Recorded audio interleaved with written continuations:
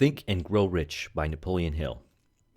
Now, I already did a video on this particular book, but it's worth for me to do it again because the magnitude of information contained within the book.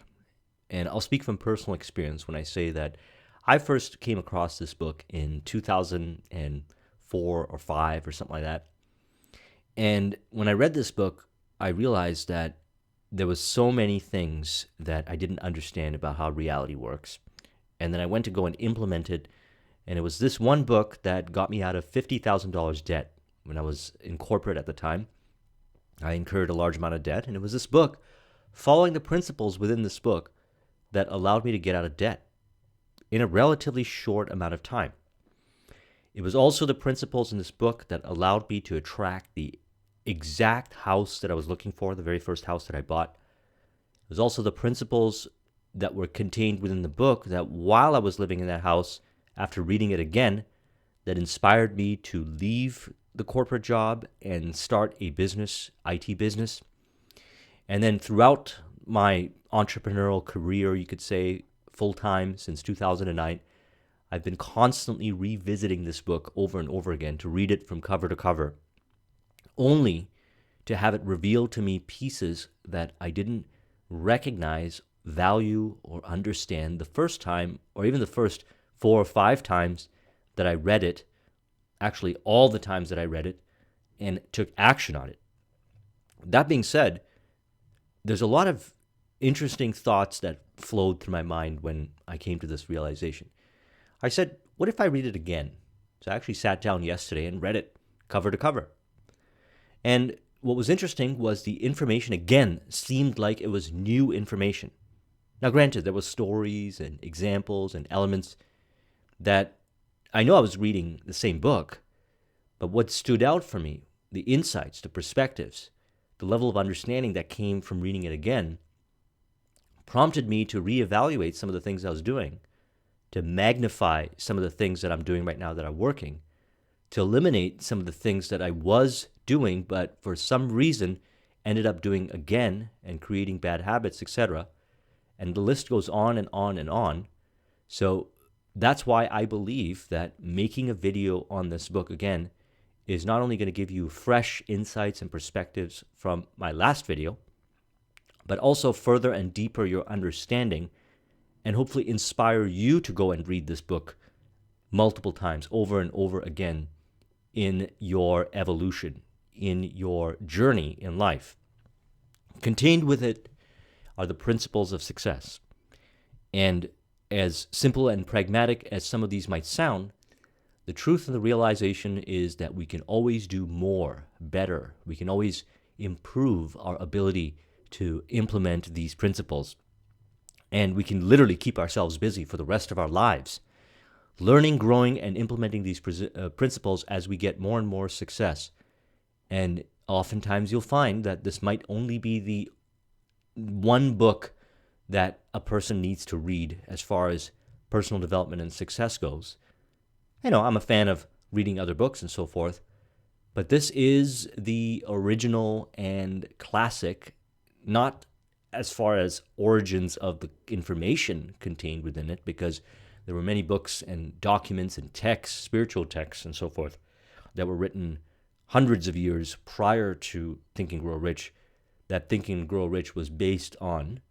And when you realize that, you recognize that the information is actually based on core principles that are life principles, not just success principles. So what I've done is I've gone through all the chapters here and I've pulled out some quotes, and we're going to get into discussion.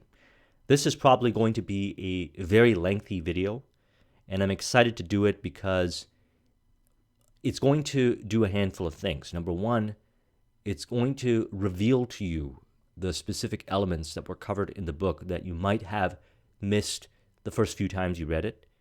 It might validate some of the things you already knew.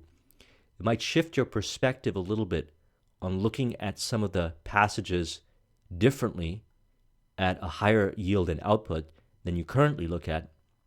And for me, it's going to give me the benefit for reprogramming my subconscious mind and further emphasizing and developing myself to integrate the principles to a higher degree, because no matter what level you're at, you can always integrate them further. And I'm able to create an audio here that I can personally listen to over and over again. I recommend you do so to keep yourself in a certain state of mind, a certain vibration. That's what Napoleon Hill calls it, the vibration. And this certain vibration is success consciousness, a certain level of consciousness that allows you to see opportunities that you might not have seen before. It's consciousness required to really grasp and understand the last video that I did, which was Opportunity by Eben Pagan. If you haven't seen that, I recommend you watch it. I'll put a link in the description. You'll notice that information looks differently when you see reality from a certain vibration or a certain state of mind, success consciousness. The difference is that when somebody sees the world as success consciousness, or looking at the world from success consciousness, they start to see opportunities everywhere. And arguably, those opportunities were always in front of their face. It's just that they couldn't see it. They had to change their state of mind. They had to go into what Napoleon Hill calls a higher state of vibration to be able to see that. Now, that might sound very esoteric. So if you want to bring it down to what is common knowledge, then we know this, that when you change the way you look at things, the things you look at change. And even if that sounds so esoteric, understand the truth in this. There's been a lot of situations in life where people looked at those particular situations as a disadvantage or a roadblock, only to have other people come along and look at that same situation as an advantage or an opportunity. There are people that were born with not having a lot of wealth and so forth, in fact, a lot of poverty, and used that to build a burning desire, again, referred to in the book, and we'll talk about that, to acquire riches, to create success in their life. And if they never were born in those kind of circumstances, if they weren't surrounded in that environment, they might not necessarily have had the drive and the motivation and the discipline required to implement these principles. So truth be told, when you look at reality a certain way, reality presents to you information, opportunities, and even attracts certain people to you. If you are a person that is pleasing and you've got a good personality and you don't have a front up, you're authentic, you're energetic, you're enthusiastic, you're passionate, and you're on purpose, more and more people will be attracted to you because they want to be around that energy. And those people are usually those that form what he calls the master mind, in which you take one mind of a person and another mind of a person, and it creates the third mind. And from this, you can collaborate and connect and create results in the world, success, value for others, in which you'll get paid for, in which you can make yourself very wealthy. All of these are a net result of situations and facts of reality that are accomplished when you integrate these principles. So let's go ahead and get started. Chapter 1, the introduction.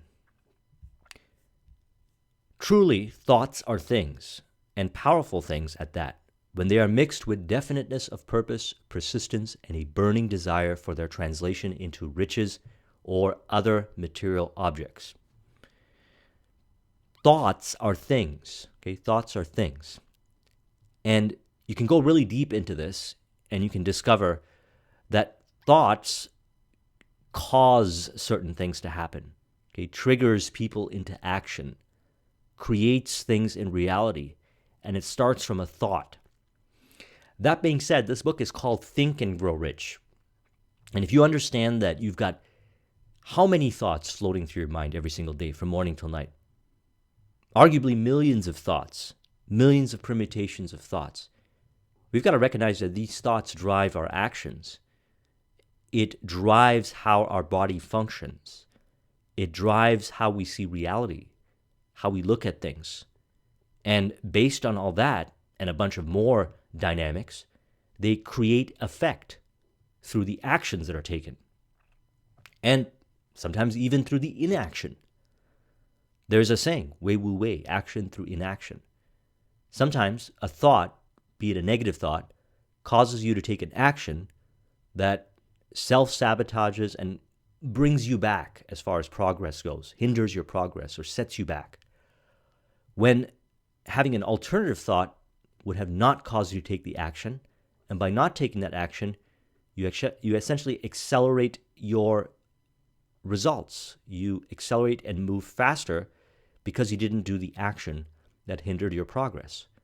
And it all starts with thought. So what we need to do is we need to evaluate what we're thinking and make sure we're thinking a certain way. Thinking in terms of success consciousness, thinking in terms of wealth consciousness, or thinking in terms of whatever consciousness way of thinking that's required to achieve the outcome for you to be able to create the reality that you want. I've learned from many years of experience with men that when a man really desires a thing so deeply that he's willing to stake his entire future on a single turn of the wheel in order to get it, he is sure to win. Now, why is this so? Because if you do that, and you have a desire to do that, to achieve the result that you want, and you're not willing to accept anything less than that, then interestingly enough, you'll start to see some of the opportunities that were always there in front of you, but because you are looking at it from the lens of potentially having a scapegoat or procrastination or elements of fear, which we're going to talk about later in this video, you weren't able to see them. One of the most common causes of failure is the habit of quitting when one is overtaken by temporary defeat. Every person is guilty of this mistake at one time or another. See, a lot of times success comes just a few steps prior to quitting. And it's interesting because you'll find that to be true in a lot of situations. Success comes as a result of one thing that seemed like it was going to end everything and would have to send you back to the beginning or essentially throw in the towel and quit. But if you muster up the persistence and the faith that you're going to achieve the outcome, interestingly enough, that obstacle then becomes the opportunity that you step on or through or whatever or work with to be able to actually create the outcome within the next few steps. Think of a time in your life where this was true. You probably found many times in your life where this is true. That's the case for me. I can find a lot of times in my life where this to be true. If this is true, then that's very interesting because what does that mean? Like, what does that really mean? It means that a good way of thinking, a good way of looking reality, is that life is a test of growth, a test of character, and is essentially a gigantic personal development workshop, where if you work on yourself, you rewrite the meaning, and you integrate the principles contained within this book, you're better equipped during a situation when it looks like you've exhausted all options to have the motivation, the courage, the persistence, the knowledge. We're not talking about blind faith here. We're talking about acquiring specific specialized knowledge, seeking counsel, etc., to be able to turn whatever that obstacle is into an opportunity. And there's been many, many success stories in our world. You can read tons of autobiographies where people were able to do this. And you could say, as a result of them doing it, they acquired a specialized understanding, a certain level of wisdom, which maybe a lot of people don't have. And with that added wisdom, they're able to share it with others, such as the case with this book. And also, if they find a situation in their life that requires the same level of wisdom or something similar to overcome that obstacle, they're now able to do it. And they're able to help others to do the same thing. And because they can help others do the same thing, they become more valuable. And because they become more valuable, they make more money. They get paid more. The reason why you would hire somebody who's highly specialized based on the experience that they have is because no matter what money you invest in them to solve that problem, provided that you did some quantification, etc., their expertise and their ability to solve it really effectively, efficiently, and relatively quickly can make you multiples of return on that investment. That's why some of the best consultants in the world sometimes get paid $100,000 a day just for the consulting. Now, someone might look at that and say, well, how does a person get $100,000 for consulting? Are they just really good salespeople? What they fail to understand is that the problems that they're working on, when solved, based on their expertise, which is usually gathered and realized and developed after they've gone through many failures in their lives, because they have the persistence to overcome those failures and get the golden nugget or the insight. That particular specialized knowledge, when applied to the client's business, can return on that $100,000 investment millions of dollars. Okay, so would you pay somebody $100,000 to get guaranteed $1 million? Well, some of those opportunities do exist. And if you would like to be the person that can command the higher fees, then you must understand that if you are not embracing failure and looking at defeat through the lens of what I'm talking about here, you will not have necessarily what it takes to acquire the wisdom. And a lot of these wisdoms that these highly specialized people are getting paid for is not found in a book or in the education system, etc. It's very, very specialized knowledge, and we'll talk about that also because he's got a whole chapter dedicated to that. Before success comes in any man's life, he is sure to meet with much temporary defeat and perhaps some failure. When defeat overtakes a man, the easiest and most logical thing to do is to quit. That is exactly what the majority of men do. More than 500 of the most successful men this country has ever known told the author their greatest success came just one step beyond the point at which defeat had overtaken them. Failure is a trickster with a keen sense of irony and cunning. It takes delight in tripping one when success is almost within reach. Again, it's a test. But the truth is this: how you think and how you see reality to work is going to determine the actions you take. And the actions you take are going to determine if you see success or if you don't. Keep your mind alert, and you will observe exactly what strange power came to the rescue of the child. It was a story from the book. You will catch a glimpse of this power in the next chapter. Somewhere in the book, you will find an idea that will quicken your receptive powers and place at your command for your benefit the same irresistible power. The awareness of this power may come to you in the first chapter, or it may flash in your mind in some subsequent chapter. It may come in a form of a single idea, or it may come in the nature of a plan or a purpose. Again, it may cause you to go back into your past experiences of failure or defeat and bring to the surface some lesson by which you can regain all that you lost through defeat. The answer called for a description of 13 principles, but remember as you read, the answer you may be seeking to the questions which you have caused you to ponder over the strangeness of life may be found in your own mind through some idea, plan, or purpose, which may spring into your mind as you read. One of the reasons why you would read a book like this or listen to an audio like this is so that you are being evoked insights and perspectives. Certain insights and perspectives are generated as a result of your thought and your mind being in a certain vibrational frequency as you are connecting and experiencing this information. Now, I'm talking about vibe here, okay? So again, not to get too far out there, but when you read something that inspires you and uplifts you, or you are consuming some information that makes you feel great, even so much as to music, notice how you think differently. Notice how you see reality different. If you are experiencing anger and frustration, it seems to have gone away. It just disappears. That's what I'm talking about. When you're at a lower vibration, you experience more anger, fear, frustration, and this kind of information can even seem kind of stressful in those kind of situations. But because you've already experienced, and all of us have, high points in our life, when we have a lot of confidence, when things just seem to flow, results just seem to happen in some circumstance of our life, we've experienced it, so we can put ourselves back in that state. We can put ourselves back in that state of mind. And we do that by following the principles contained within this book.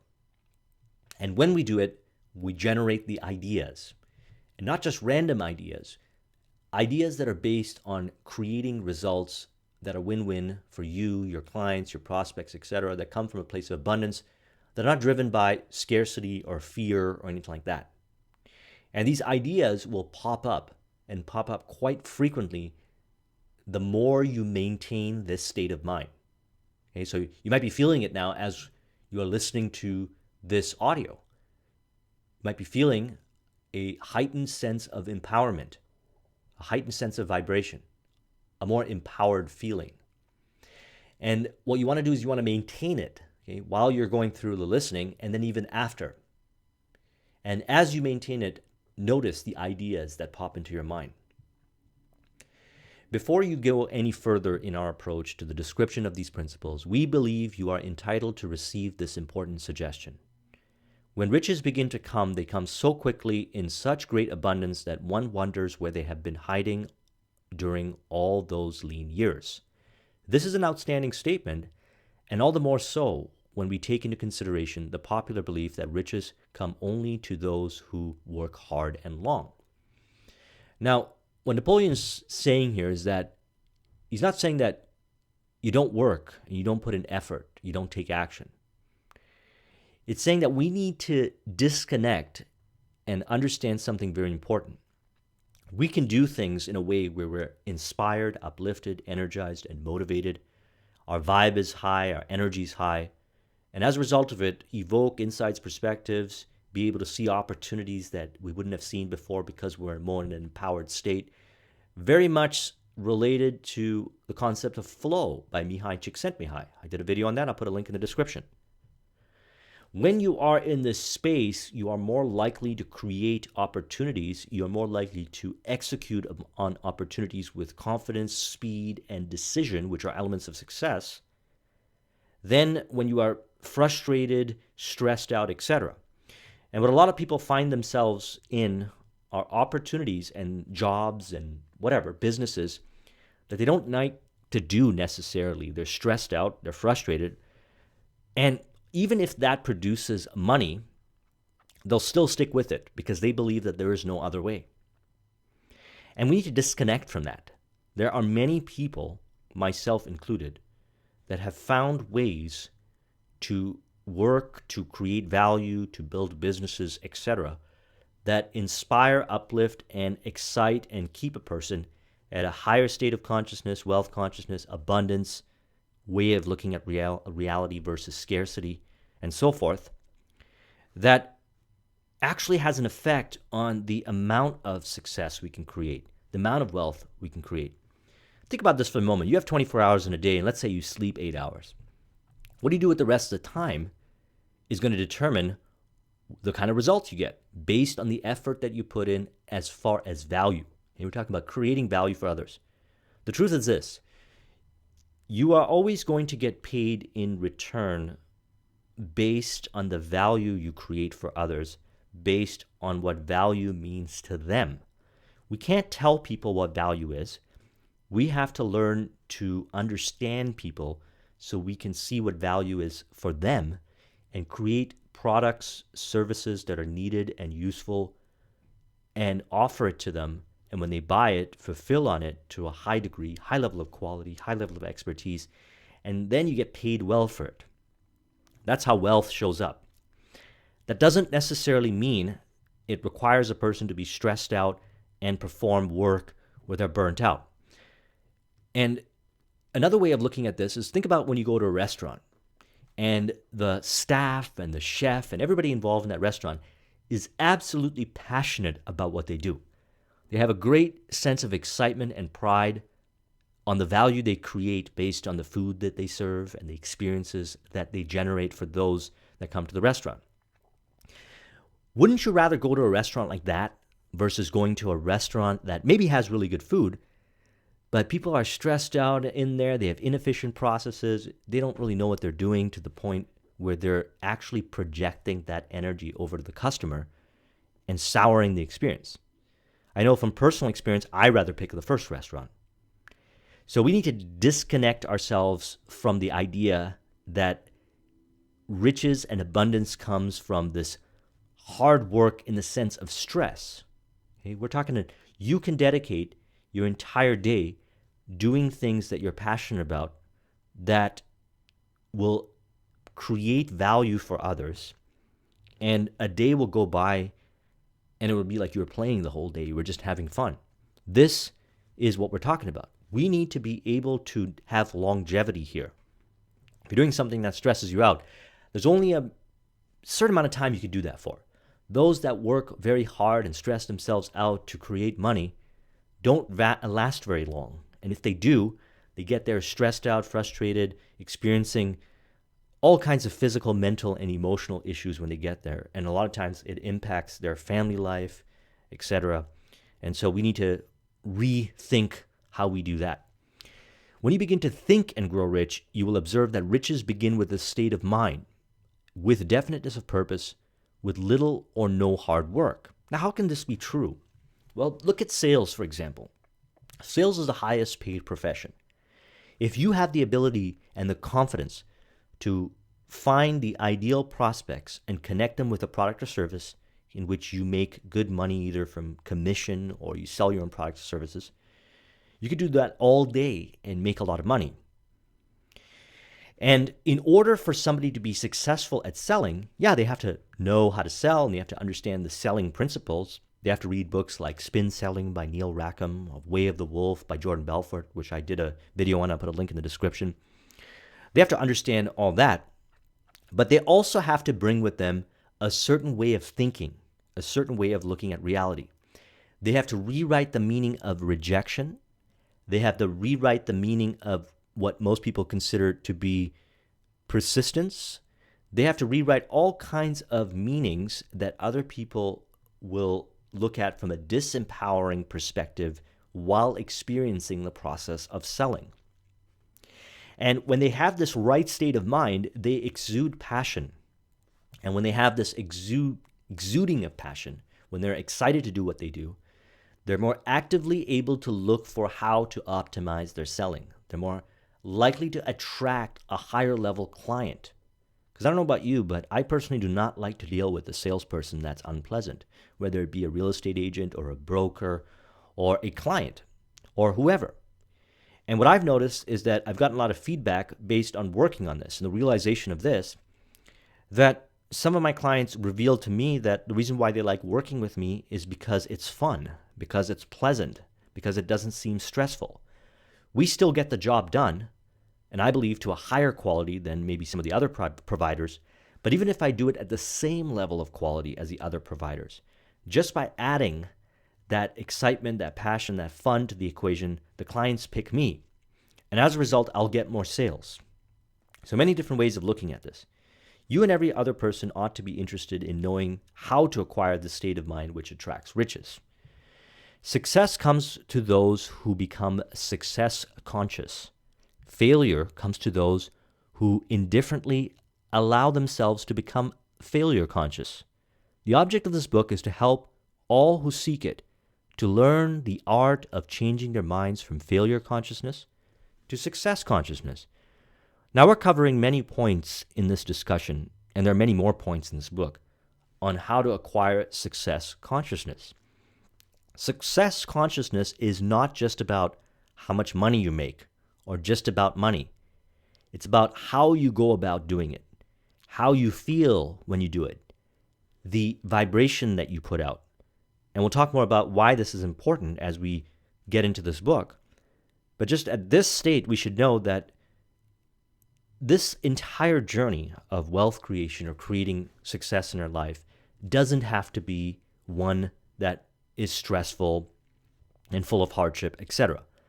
Now, the interesting thing about this is, even though that the Think and Grow Rich is one of the most influential books for creating success in this world, there have been many success stories that can be attributed back to Think and Grow Rich. There's still only a minor percentage of the population that has access, who has read this book or understands this principle, and an even smaller minority who actually take these principles and apply them, and an even smaller minority who go back and revisit the principles and apply them over and over again. And then there are even smaller minorities of masters who are able to create all kinds of higher level success as a result of doing this for 20, 30, 40, 50 years. Now, this book has been around arguably longer than any one of us have been alive. You attract this book when you're ready, when you have a certain level of success consciousness. You might have seen this book before. You might have seen it on a bookshelf or somewhere. But until you had a certain level of success consciousness, you didn't have the intuitive nudge to go and pick up the book and read it. That's what we're talking about when we say attraction. And when you pick up the book and you read it, you open up more layers of understanding. When you implement it, further layers of understanding. And what you start to notice is that success starts to increase in your life. And I want you to look at it as incremental and sometimes quantum leap levels of success increases. But the goal here is to place ourselves in success consciousness. I'm going to talk about many ways of doing it as much as possible throughout our days so that we can see more opportunities, so we can execute upon opportunities, so we can do it with greater joy and passion to create the results that we want. And that's what we're talking about when we say success consciousness. On the flip side, failure consciousness won't attract a book like this, won't appreciate a book like this, and probably won't appreciate anything or anyone that will contribute towards success. Now, there are many situations that we've experienced in life that dip us into failure consciousness. And just because a person is in success consciousness right now doesn't mean they're going to remain in success consciousness next week, next month, next year, etc. This stuff takes work, okay? It takes discipline, which is one of the important principles. It takes persistence. It takes awareness. It takes focus to make sure that everything we are doing every day keeps us in success consciousness. Again, that's a rare way of thinking, but then again, if you look at it, not a lot of people are able to work with this kind of information and turn it into some kind of concrete results. There's probably a lot of people that read this book and maybe only achieve some level of success or marginal level of success. But if you want a high level of success, you have to stay at a high level of success consciousness for an extended period of time. So this is where we get a little bit more esoteric, and I want you to keep an open mind here. Even if you don't believe what is being talked about here, understand that there are probably some signs that are resonant with your experiences. The ether in which the little earth floats, in which we are moving, have our being, is a form of energy moving at an inconceivably high rate of vibration. And that the ether is filled with a form of universal power, which adapts itself to the nature of the thoughts we hold in our minds and influences us in natural ways to transmute our thoughts into their physical equivalent. Our brains become magnetized with the dominating thoughts, which we hold in our minds, and by means which no man is familiar, these magnets attract to us the forces, the people, the circumstances of life, which harmonize with the nature of our dominating thoughts. Now I'm going to speak from experience on this, that when I keep myself in a certain state of mind, and I invest a lot of time in ensuring that my success consciousness is high, I recognize that I feel a certain way. That's what we're talking about when you say vibration. And what I notice is that I tend to attract more people that come and approach me that are in that same level of consciousness. And a lot of times people who are not in that same level of consciousness do not come up to me, do not contact me, do not email me, etc. It is to be said that we are all connected. A lot of spiritual texts and philosophies believe that to some degree all humans are connected. We're individuals, but we're all connected. And the manifestation of this in reality is obviously the internet and wireless networks, cell phones, etc. But this actually goes deeper. You might have experienced some points in our lives where you think about somebody and then that person calls you the next day. Oftentimes when I walk into the room, I could read the vibe of people, and I'm sure we can all do this. When somebody gives us a pleasant vibe, we're more likely to go and talk to them. And that pleasant vibe really means that they're resonating at a certain level of consciousness that actually is valuable to us. So in other words, when we're talking about value here, We want to be in a consciousness that projects value. When you have success consciousness, you project a certain vibration that puts out the indicator that you are a person of value. And this magnetizing feeling that the other person feels is that right there. So we've experienced this. And you'll notice that a lot of people will start to gravitate towards you who are looking for that. And on the flip side, when you're in the presence of somebody that has success consciousness and you're around them, notice how you begin to think. Notice how you begin to feel. All of a sudden, you feel very empowered, very inspired, etc. I think I mentioned this story one time when I was about 26 or 27 years old. In the company that I used to work for in corporate, right next door, there was a big building, and there was a yellow and a black Lamborghini in the parking lot. And one day I approached the man who owned the yellow Lamborghini. He was sitting in a parking lot, and I pulled up right beside him and began to talk with him. I might not have mentioned how I felt when I was talking to him.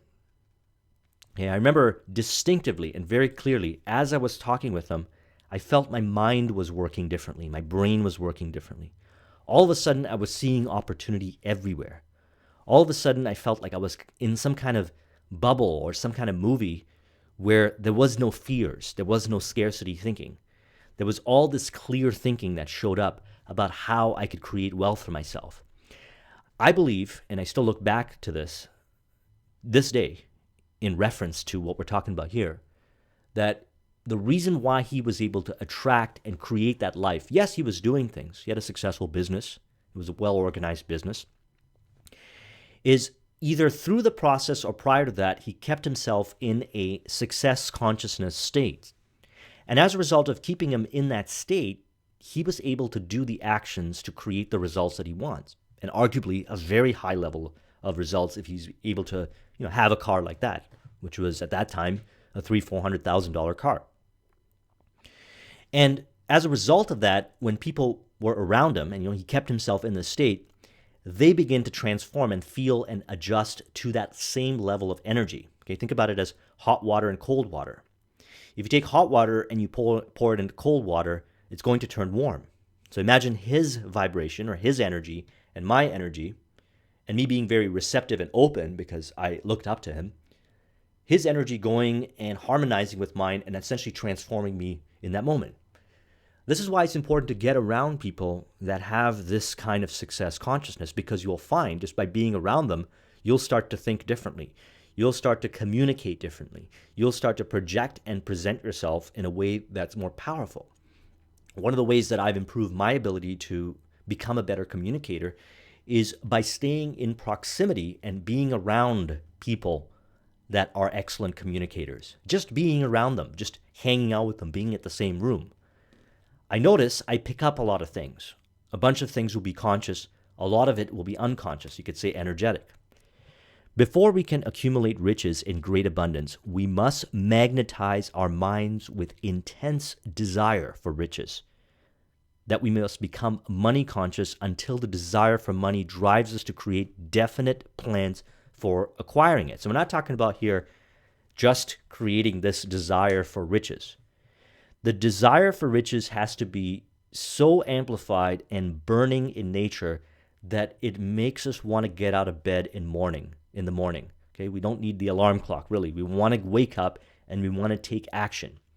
And we realize that taking random action is not going to help us.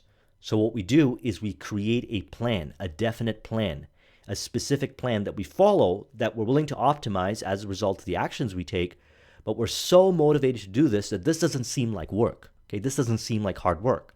When a person does not have the money consciousness and the burning desire to create this, they're going to look at creating the plans and the spreadsheet and stuff like that as work. When you raise your consciousness to a certain point in success consciousness, doing those plannings, the brainstormings, and the spreadsheets and stuff like that become something you actually enjoy doing. And I'll speak from personal experience. And I actually did a whole video on my finance spreadsheet, and you'll notice I speak very passionately about the finance spreadsheet. There was a time in my life where I hated doing math or any kind of finances. But because I have the burning desire to keep leveling up as far as my contribution and success in business, because that's a way of life now. I've just been so involved with it. Discussing and working and evolving my spreadsheet is a key component that I'm excited about, and I very excitingly share it in that video. Chapter 2, Desire. Every person who wins in any undertaking must be willing to burn his ships and cut out all sources of retreat. Only by doing this can one be sure of maintaining that state of mind known as a burning desire to win, essential to success. Okay, burning desire to win. Now, this doesn't happen overnight. We're going to talk about a process to keep working and focusing and not giving up on our number one chief aim, and I believe everybody should have a number one chief aim, and this can change in different stages of your life.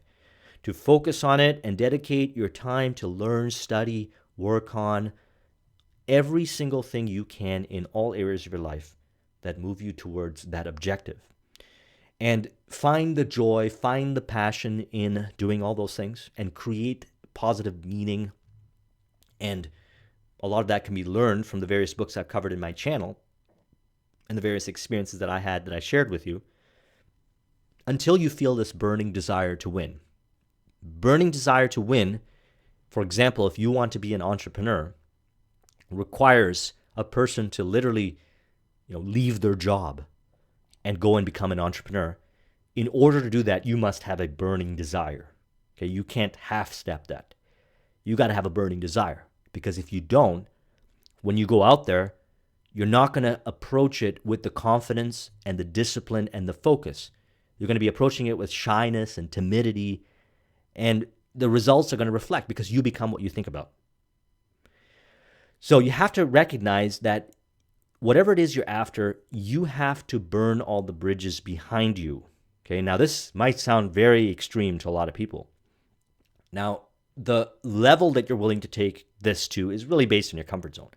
But I'll tell you this, from my own personal experience, that's what I've done in multiple stages of my life, and I have always, universally always, been happy with the results. It doesn't mean it was comfortable while I was doing it, and even after I did it, there was a period of uncomfortableness. But the burning desire allowed me to get through it. Okay, keep going. And if you follow the principles within the book and you revisit the book after you have decided that you're going to go down this pathway, whatever the pathway may be for you, we're not just talking about entrepreneurship, various areas of your life, the book will be something that you could refer to regularly. So if you lose faith, you lose confidence, you meet with temporary defeat, that's a skill. We talked about this earlier. Everything in life is a test. Those areas are opportunities to grow. And one of the things that you learn about entrepreneurship, if you've been in it for long enough and you approach the actions you take every day in entrepreneurship with discipline and focus and awareness, is that you get very good at rewriting the meaning. What a lot of people are afraid of, you no longer fear. What a lot of people see failure, you start to see opportunity and success. Where a lot of people wouldn't take action and wouldn't even imagine doing the things that you do with ease. And this is done through repetition, by daily discipline of doing the things. And it's those things that produce the results that most people don't get. And it's a book like this that you could refer to rewrite the meaning, to rewrite the stories, because we're talking about right here that you become what you think about, and this is Think and Grow Rich. Okay, Think and Grow Rich. Every human being who reaches the age of understanding of the purpose of money wishes for it. Wishing will not bring upon riches, but burning desires, or desires with the state of mind that becomes an obsession, then planning definite ways and means to acquire riches, and backing those plans up with persistence, which does not recognize failure, will bring riches. So again, the formula. Desiring riches with a state of mind that becomes an obsession. Okay, for me, I was lucky in my life that I didn't come from a family of wealth. We started with very humble beginnings. And I did not like not being able to afford anything that I wanted. And I had a burning desire to be able to, at one day in my life, go out and buy whatever I want and so forth. That brought me into the world of entrepreneurship. And it was great because entrepreneurship, and even when I was in corporate and so forth, taught me how to create value for others. And I realized that it was through massive contribution to others, creating lots of value, what people see as value to improve their lives, I can make money. And that became an obsession, okay, repeatedly. You'll hear me talk about this a lot on my channel. Then, along the journey, definite planning. And you get better with planning. There's certain kinds of planning tools and so forth. A lot of times when you start out on this journey, you might not be planning as much, but as you start to evolve, you'll get better at planning and brainstorming, etc. Now, backing up those plans with persistence, because sometimes those plans don't work out. And when those plans don't work out, you got to optimize those plans. If you have a burning desire, optimizing those plans is going to be a logical process. But if you don't have a burning desire to do it, and you don't cultivate that burning desire, and you're not really passionate about it, then when you meet with temporary defeat, you don't have the persistence to get up and try again by optimizing. And that's why we don't want to recognize failure. We want to see failure as objective data of what we need to optimize, because what happens is, and I'll speak from my own personal experience, is that the way you think it's going to work, and I found this to be true with a lot of entrepreneurs that I've talked with, and I speak with a lot of entrepreneurs, is that the way they thought it was going to work when they created the results, the success, was oftentimes different than what actually happened. Okay? The way they thought it was going to work was different than the way it actually happened. In other words, they had to optimize, they had to readjust, they need to pivot, but they kept going. Okay? They kept going. The method by which desire for riches can be transmuted into its financial equivalent consists of 6 definite practical steps. Let's talk about these. Number 1, fix your mind on the exact amount of money you desire. It is not sufficient merely to say, I want plenty of money. Be definite as to the amount. Number 2, determine exactly what you intend to give in return for the money you desire, because money comes as a result of value that you create. Establish a definite date which you intend to possess the money you desire. Create a definite plan for carrying out your desire and begin at once whether you are ready or not to put this plan into action. Now, interesting thing about this world we live in, this reality we live in, is I find that the faster you take action, and it might even seem obvious, the faster you produce the results. That sounds very down to earth and pragmatic. But another interesting concept that I found is that the faster you take action, it's almost like something happens. It's like you alter some kind of code in reality. And this is going to sound really far out. But you're met with an opportunity or some kind of quick feedback or quick element that wouldn't necessarily be there unless you acted fast. Okay? Think about how this is true in different stages of your life. Write out a clear, concise statement of the amount of money you wish to intend and acquire. Name the time limit for its acquisition. State what you intend to give in return for this money, and describe clearly the plan through which you intend to accumulate it. Read your written statement out loud twice daily, once just before retiring at night, and once after arising in the morning.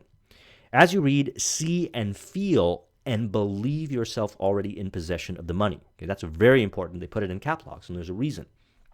Because by seeing and feeling and believing yourself already in possession of the money, you magnetize yourself and you get yourself to a certain way of feeling, a vibration. And we already talked about that. That's what we want to achieve for success consciousness. That's success consciousness. When you're in success consciousness, you're going to attract, you're going to be able to see the opportunities and draw people to you and so forth, and you can feel it. You can feel when somebody is in success consciousness. Now, I've been in this entrepreneurial world for so many years now, and I've been around many entrepreneurs that I could literally tell by how they feel when I'm around them, how I feel when I'm around them, if they're going to get success or not, or if their success is going to be short-lived or not. In other words, sometimes people find themselves in success consciousness, maybe after they've attended a seminar or read a book, but it's not sustainable. They're not maintaining it long enough. And a lot of times they'll find is that when they're in success consciousness and they're putting off this vibe, they're attracting a lot of opportunities and so forth, they're taking action, they're producing results, they're creating plans, they're motivated and so forth, they are excited to wake up in the morning. Then, something happens, temporary failure, and that's it. They drop. Their vibration drops. They start going in scarcity thinking. They go back to failure consciousness. And as a result, they start to attract, they start to see reality from that perspective. And they either give up or they find another thing to bring them back up to success consciousness, which is okay. But the better way of doing this is to maintain it consistently, okay? Consistently maintaining the success consciousness. And we do this through the affirmations in the format that we just mentioned. As you read, see, feel, and believe yourself already in possession of the money, get you excited and started. It is important that you follow these instructions described in these 6 steps. It is especially important that you observe and follow the instructions in the 6th paragraph. You may complain that it is impossible for you to see yourself in possession of the money before you actually have it. Here's where a burning desire will come to your aid. If you truly desire money so keenly that your desire is an obsession, you will have no difficulty in convincing yourself that you will acquire it. The object is to want money and to become so determined to have it that you will convince yourself you will have it. To the uninitiated who has not been schooled in the working principles of the human mind, these instructions may appear impractical. It may be helpful to all who fail to recognize the soundness of these 6 steps to know that the information they convey was received from Andrew Carnegie, who began as an ordinary laborer in the steel mills, but managed to, despite his humble beginnings, to make these principles yield him a fortune of considerably more than $100 million, and that was at that time. It may be to further help you know that the 6 principles here recommended were actually carefully scrutinized by the late Thomas Edison, who placed his stamp of approval upon them as being not only the steps for the essential accumulation of money, but necessary for the attainment of any definite goal. Those who become money conscious ever accumulate great riches, okay, consistently. Money consciousness means that the mind has become so throughoutly saturated with the desire for money that one can see oneself already in possession of it. You may as well know right here that you can never have riches in great quantities unless you can work yourself into a white heat of desire for money and actually believe you will possess it. See, a lot of people have qualms surrounding money, and even I did for a large degree. And as a result of those qualms, I didn't attract it. But then I realized that I can create money by providing services that are needed and useful. And so thus, it's a noble thing to do. It's a purposeful thing to do, to create products, services, etc., that can serve people, that can improve people's lives, that can allow them to have a better experience for their families, that can keep their children in safety. You can create different products and services that can extend people's lives, that can cure issues that they're having in health, etc. And as a result of that value that you create, you will be rewarded with money. And that's the kind of focus we want to have. We want to realize that we're going to acquire money. And nowadays, you got cryptocurrency, you got all kinds of different forms of value. It doesn't necessarily have to be money. It could be barter or whatever. You can create that life by focusing on how much value you can create. And I've done many videos on value creation. In planning to acquire your share of riches, let no one influence you to scorn the dreamer. To win the big stakes in this changed world, you must catch the spirit of the great pioneers of the past, whose dreams have given to civilization all that it has of value, the spirit which serves as the lifeblood of our own country, your opportunity and mine, to develop and market our talents. Put your dream across and never mind what they say. If you meet with temporary defeat, for they perhaps do not know that every failure brings with it a seed of an equivalent success. Now, here's the thing. Maybe in earlier stages of the journey, you might not be surrounded with a lot of people that are in success consciousness. And you'll know that to be true when you recognize that every time you take action, you fail, they'll laugh at you or ridicule you or criticize you or whatever. The point is that it's discouraging. When you find yourself around success consciousness people, they look at the failures that you make as an opportunity for optimization. And you're able to share your failures with them, and they actually hold you to a higher standard because you actually take action.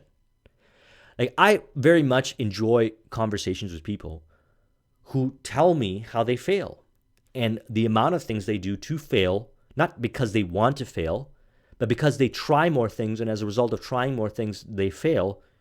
And that motivates me because I recognize something, that I could always play bigger. I'm always raising the bar.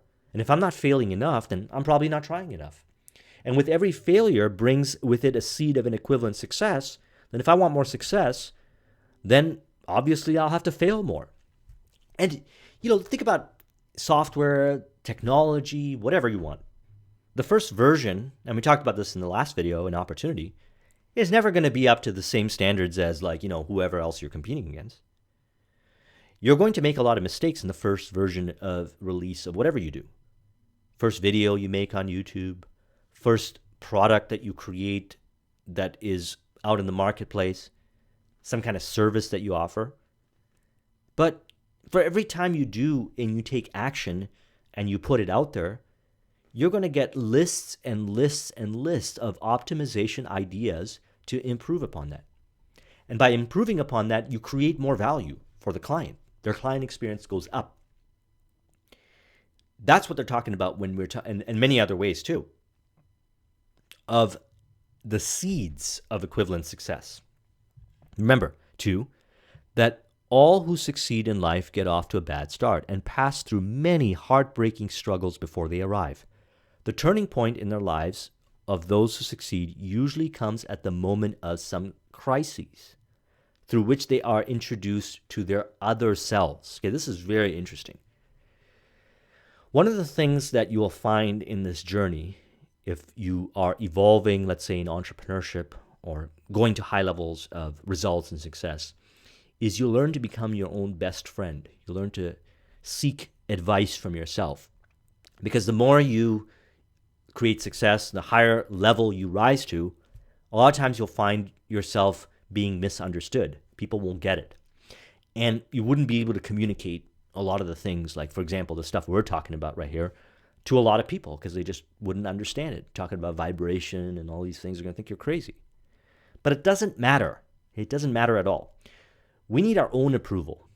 Okay? We're not looking for approval from the external world. We're not looking for validation from the external world in the sense that it has an impact on our self-esteem.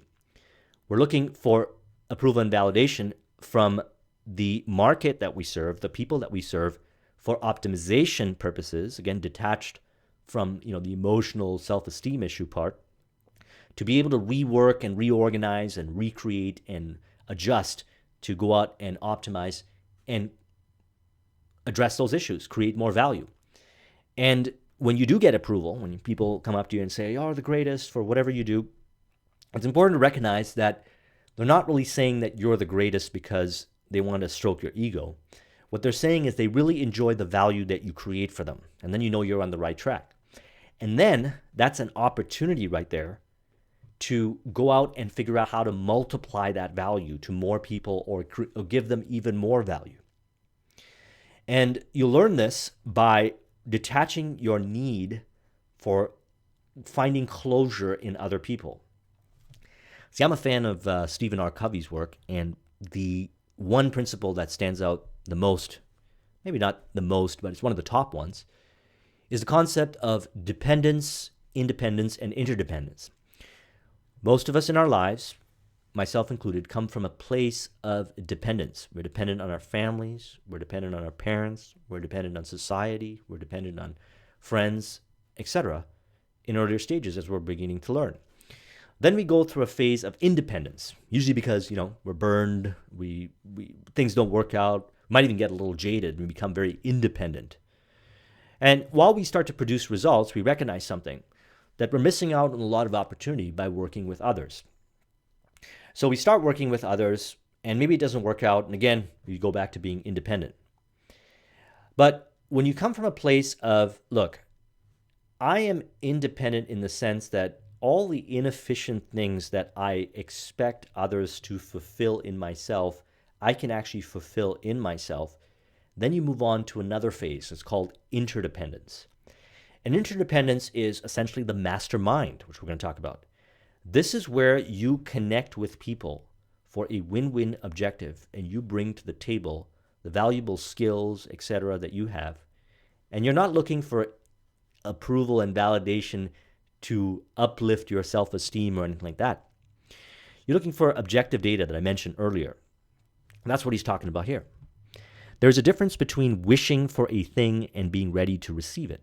No one is ready for a thing unless he believes he can acquire it. The state of mind must be belief, not mere wish or hope. Open-mindedness is essential for belief. Closed minds do not inspire faith, courage, and belief. So again, going back to my last point, when a person's independent, they can become very closed off. Okay? They think that they're this island and they're just, while that might serve them to a high degree, they're still missing out on a lot of opportunity, provided, they want a really high level of success. Because you could kind of do it that way if you wanted to. But if you want to be a high achiever, open-mindedness is essential. And having a proper level of open-mindedness or understanding how to figure out what resonates and what doesn't is really a net result of wisdom. All right. So sometimes you might get negative information or negative ideas and so forth. And if you're closed-minded, hey, it's not going to impact you. If you're open-minded, it might impact you. But if you are open-minded from experience and wisdom, which comes through practice and implementing everything we're talking about, you're able to block that information from entering your subconscious mind while still being aware that it exists. So you're able to look at information and say, okay, that's what it means, but it's not going to create fear in me. Okay, think about this when you're watching the news or reading any kind of news publication. Their job is to sell advertising and so forth. So they're going to make the stories more emotional, and it's going to emotionally impact you if you are a person that allows that to emotionally impact you. And a lot of times that can emotionally impact you and trigger one of the fears that we have. And we'll talk about the fears, the 6 basic fears later.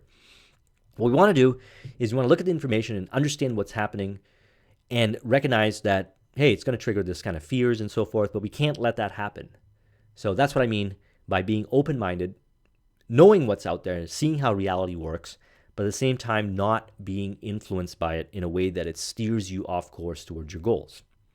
And that requires you to have faith and courage and belief that you can't be swayed outside of your definite chief aim. No matter what happens, whatever kind of stimulus, you will figure out a way of managing it from happening it again, from that same negative situation happening again, as you move towards your objective. Strange and imponderable is the power of the human mind. We do not understand the method by which it uses every circumstance, every individual, every physical thing within its reach as a means to transmute desire into its physical counterpart. Perhaps science will uncover the secret. Through some strange and powerful principle of mental chemistry, which she has never divulged, nature wraps up in the impulse of strong desire that something which recognizes no such word as impossible and accepts no such reality as failure. Before passing you to the next chapter, kindle anew in your mind the fire of hope, faith, courage, and tolerance. If you have these states of mind and a working knowledge of the principles described, all else that you read will come to you when you are ready for it. All right, let's move on now to faith, the 3rd chapter. Faith. Faith is the head chemist of the mind. When faith is blended with the vibration of thought, the subconscious mind instantly picks up the vibration, translates it into its spiritual equivalent, and transmits it to infinite intelligence, as in the case of prayer. So some of you might believe this and some might not believe it, but essentially the way it works is like this. Whatever thoughts you have in your mind programs your subconscious mind. Okay, you have a conscious mind and you have a subconscious mind. I did a video on power of the subconscious mind. I recommend that you study that. And your subconscious mind has within it all these stories and ways of looking at reality, essentially your paradigm and everything, that orients you either towards moving towards failure or success. It determines the actions you take and the behaviors that you have. A lot of us might find that we're trying to adopt a good habit, but there's a lot of resistance, a lot of inner resistance. Well, that inner resistance comes from your subconscious mind. And so what we need to do is we need to reprogram the subconscious mind. And the idea behind this statement here is that when the subconscious mind is programmed towards a place of abundance, removing fears, and purposeful, worthwhile goals to create value for others and enrich the person who is creating that value, that subconscious mind goes into a certain frequency that resonates with the infinite intelligence, otherwise known as the universal mind, which apparently he refers to as the ether as well, where ideas, hunches, and inspirations come from, the collective consciousness, and so forth. Again, spiritual texts talk about how we are actually all connected and that we can maintain the connection to this infinite intelligence. And so thus, what he's saying is that when a person keeps themselves in a pure state of mind or a state of mind that is based on abundance and creating success and sees reality as an opportunity, they're able to tap into these higher faculties, and they're able to attract people and situations by sending information down through the infinite intelligence. Now, this, again, might sound very far out, but also think about something. There was a lot of things that today sound very normal and reasonable that maybe 500 years ago sounded weird, abstract, and impossible, and even if you were to mention it, would make you look like you were a crazy nut. For example, cell phone technology, wireless, etc., to be able to send messages to people via wireless signal, it seems so real now. We understand how it works. We know how it works. A lot of things that are misunderstood nowadays will be scientifically proven and understood, provided that there is basis on it, as we evolve as a species. And that was always the case in our evolution. Faith is a state of mind which may be induced or created by affirmation or repeated instruction to the subconscious mind through the principle of autosuggestion. Through the principles of autosuggestion, we can reprogram the subconscious mind. The subconscious mind is being programmed all the time. Every time you watch TV, every time you read a book, every time you talk to a person, every time you're awake, and even when you sleep, the subconscious mind is being programmed. The subconscious mind can be intentionally programmed, or we can allow chance and whatever else and influences to program our subconscious mind. If you know that you want to create success consciousness and you recognize that success consciousness is going to help you do the things that we have identified so far, then it would make sense to dedicate as much time to automate the success consciousness by reprogramming the subconscious mind. And the way we do it is through autosuggestion and ensuring that we consume the information that programs specifically, okay, like a computer programmer would, the kind of thoughts and ideas and feelings and behaviors that are required for success. Again, he talks about planning. Okay, planning. What are the specific elements and behaviors one needs to develop to create success? Where can you find those sources of information? And how do you learn and study and dedicate your time to grow and develop the skills so that you can produce the results through that planning? What are those things? And how do you program your subconscious mind so you will do those things? In connection with this, consider again the statement, all thoughts which have been emotionalized, given feeling, and mixed with faith begin immediately to translate themselves into their physical equivalent or counterpart. So all thoughts which have been emotionalized. Okay, so you can create a thought and saying, well, I like this person or I dislike this person. But if there's a lot of emotion behind those thoughts, either or, it will probably spawn an action, okay, an action that you would take towards that person. If you have a thought towards creating wealth in your life, success as far as money goes in entrepreneurship, and you're emotionally charged with doing that, you're more likely to take the optimal actions rather than the procrastination actions or diluting and masquerading work as accomplishment. Your belief or faith is the element which determines the actions of your subconscious mind. Your belief or faith is the element which determines the actions of your subconscious mind. The subconscious mind will transmute into its physical equivalent by the most direct and practical media available by any order which is given to in a state of faith or belief that the order will be carried out. Any order which is given to it, I should say, in a state of faith and belief that the order will be carried out.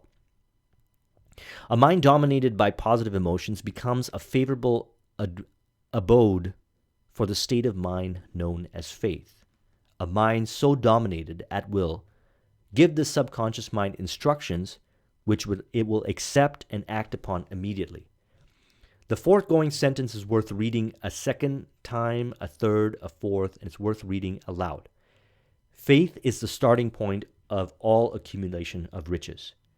Faith is the basis of all miracles and all mysteries which cannot be analyzed by the rules of science. Faith is the only known antidote for failure. Faith is the element, the chemical, when mixed with prayer, gives one direct communication with infinite intelligence. Faith is the element which transforms the ordinary vibration of thought created by the finite mind of man into the spiritual equivalent. Faith is the only agency through which the cosmic force of infinite intelligence can be harnessed and used by man. Every man is what he is because of his dominating thoughts, which he permits to occupy his mind. Thoughts which a man deliberately places in his own mind and encourages with sympathy, and which he mixes any one or more of the emotions constitute the motivating forces which direct and control every movement, act, and deed. So self-confidence is one of those important areas we need to work on if we want to really have mastery on faith, because we've already identified that faith is going to allow us to tap into abilities that we might not understand, but can move us forward towards our goal.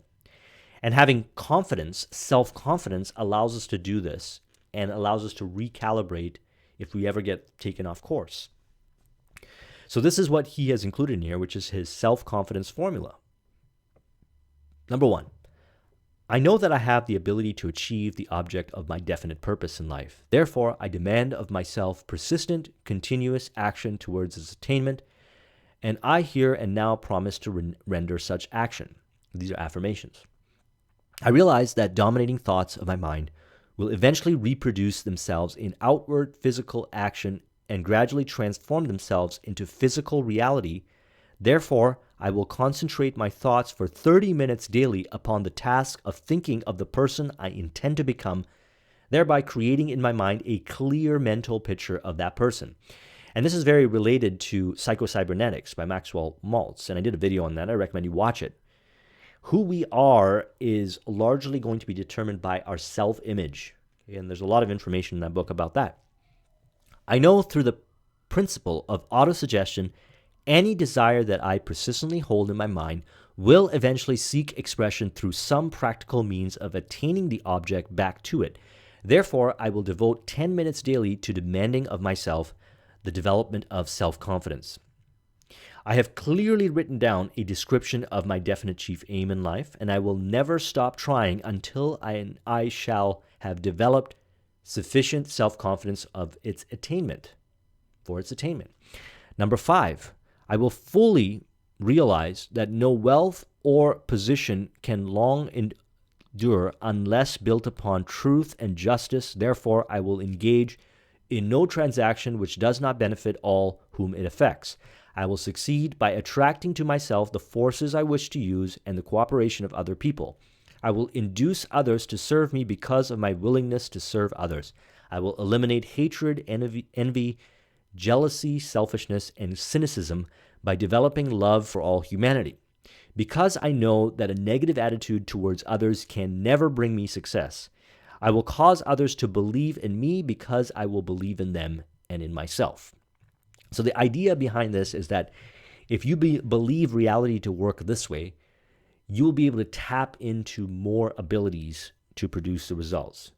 Now, will these abilities come from infinite intelligence?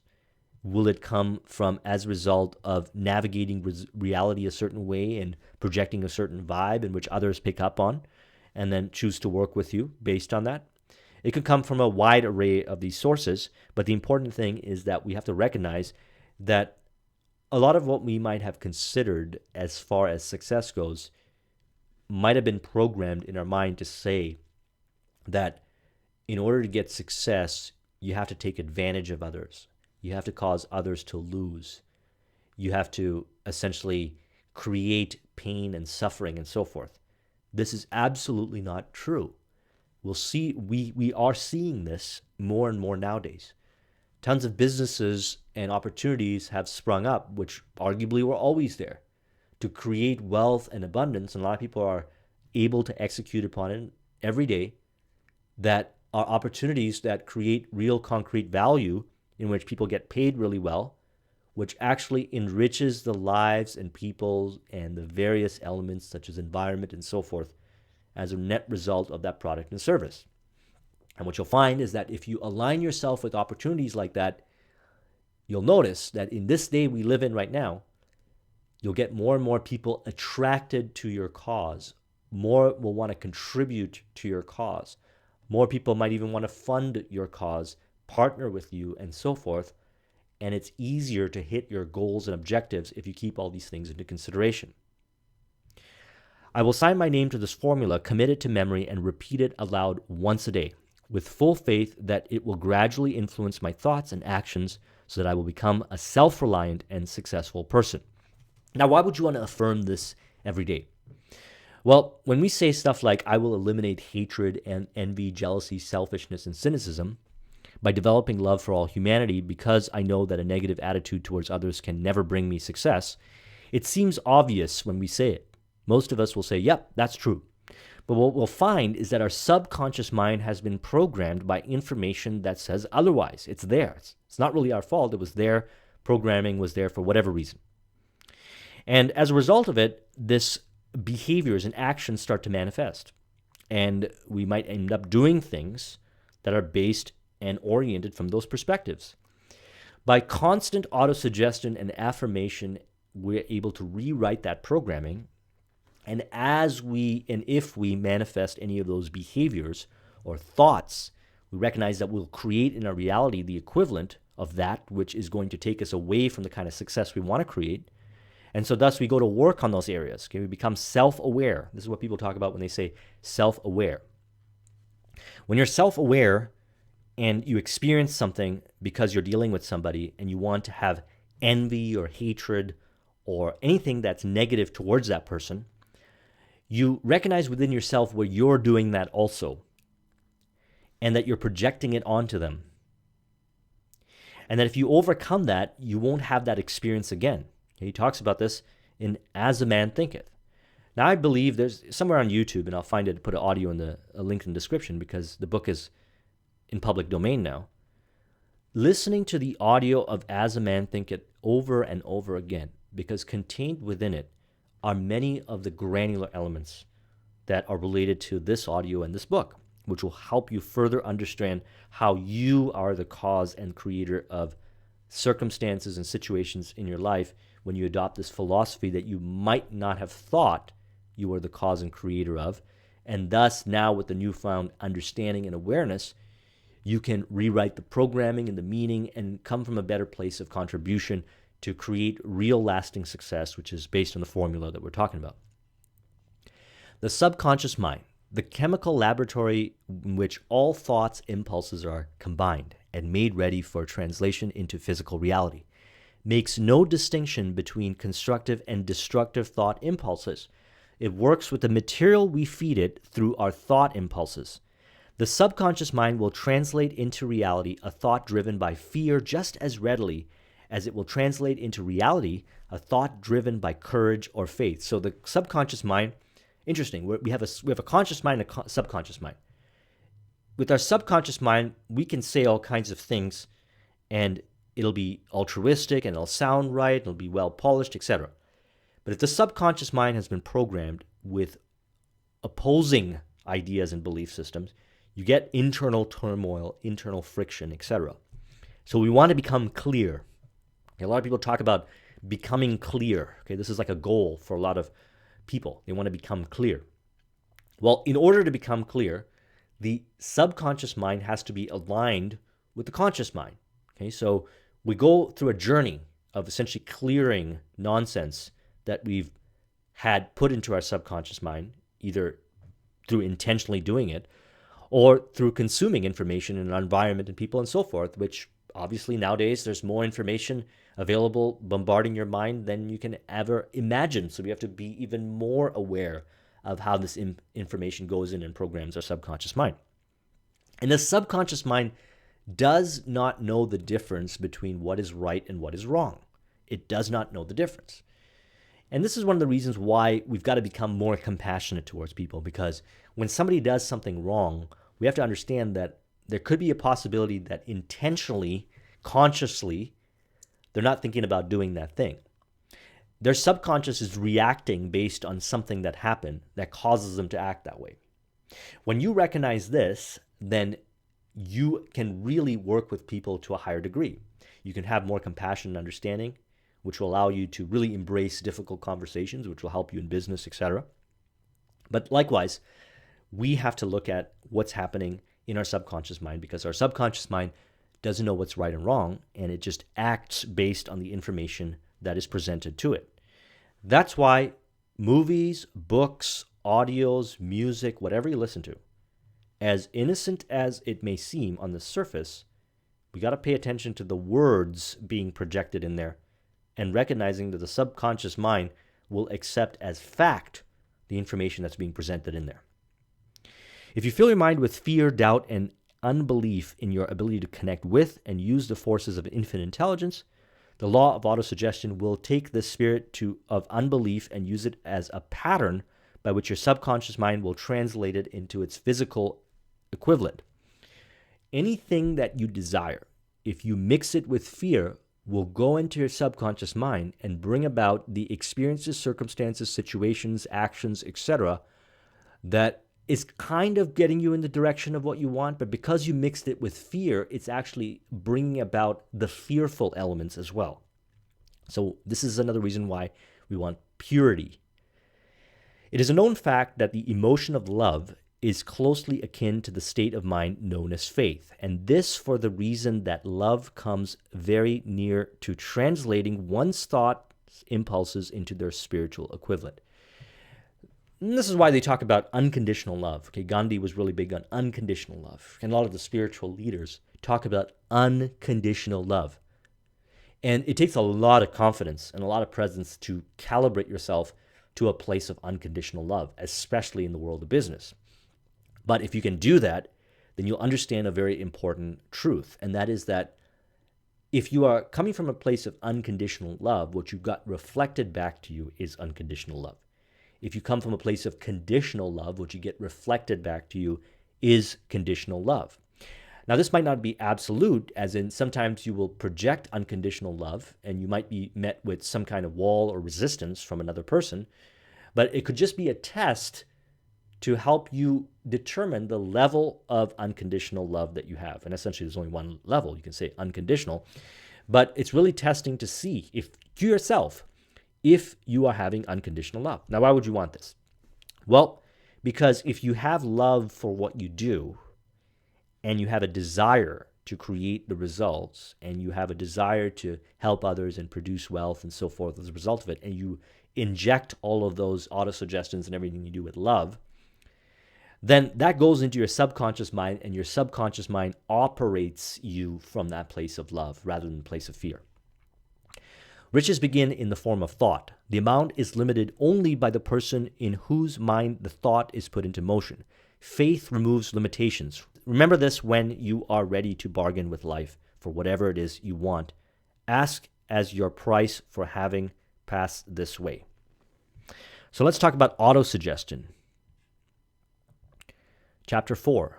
Autosuggestion is a term which applies to all suggestions and all self-administrated stimuli which reach one's mind through the five senses.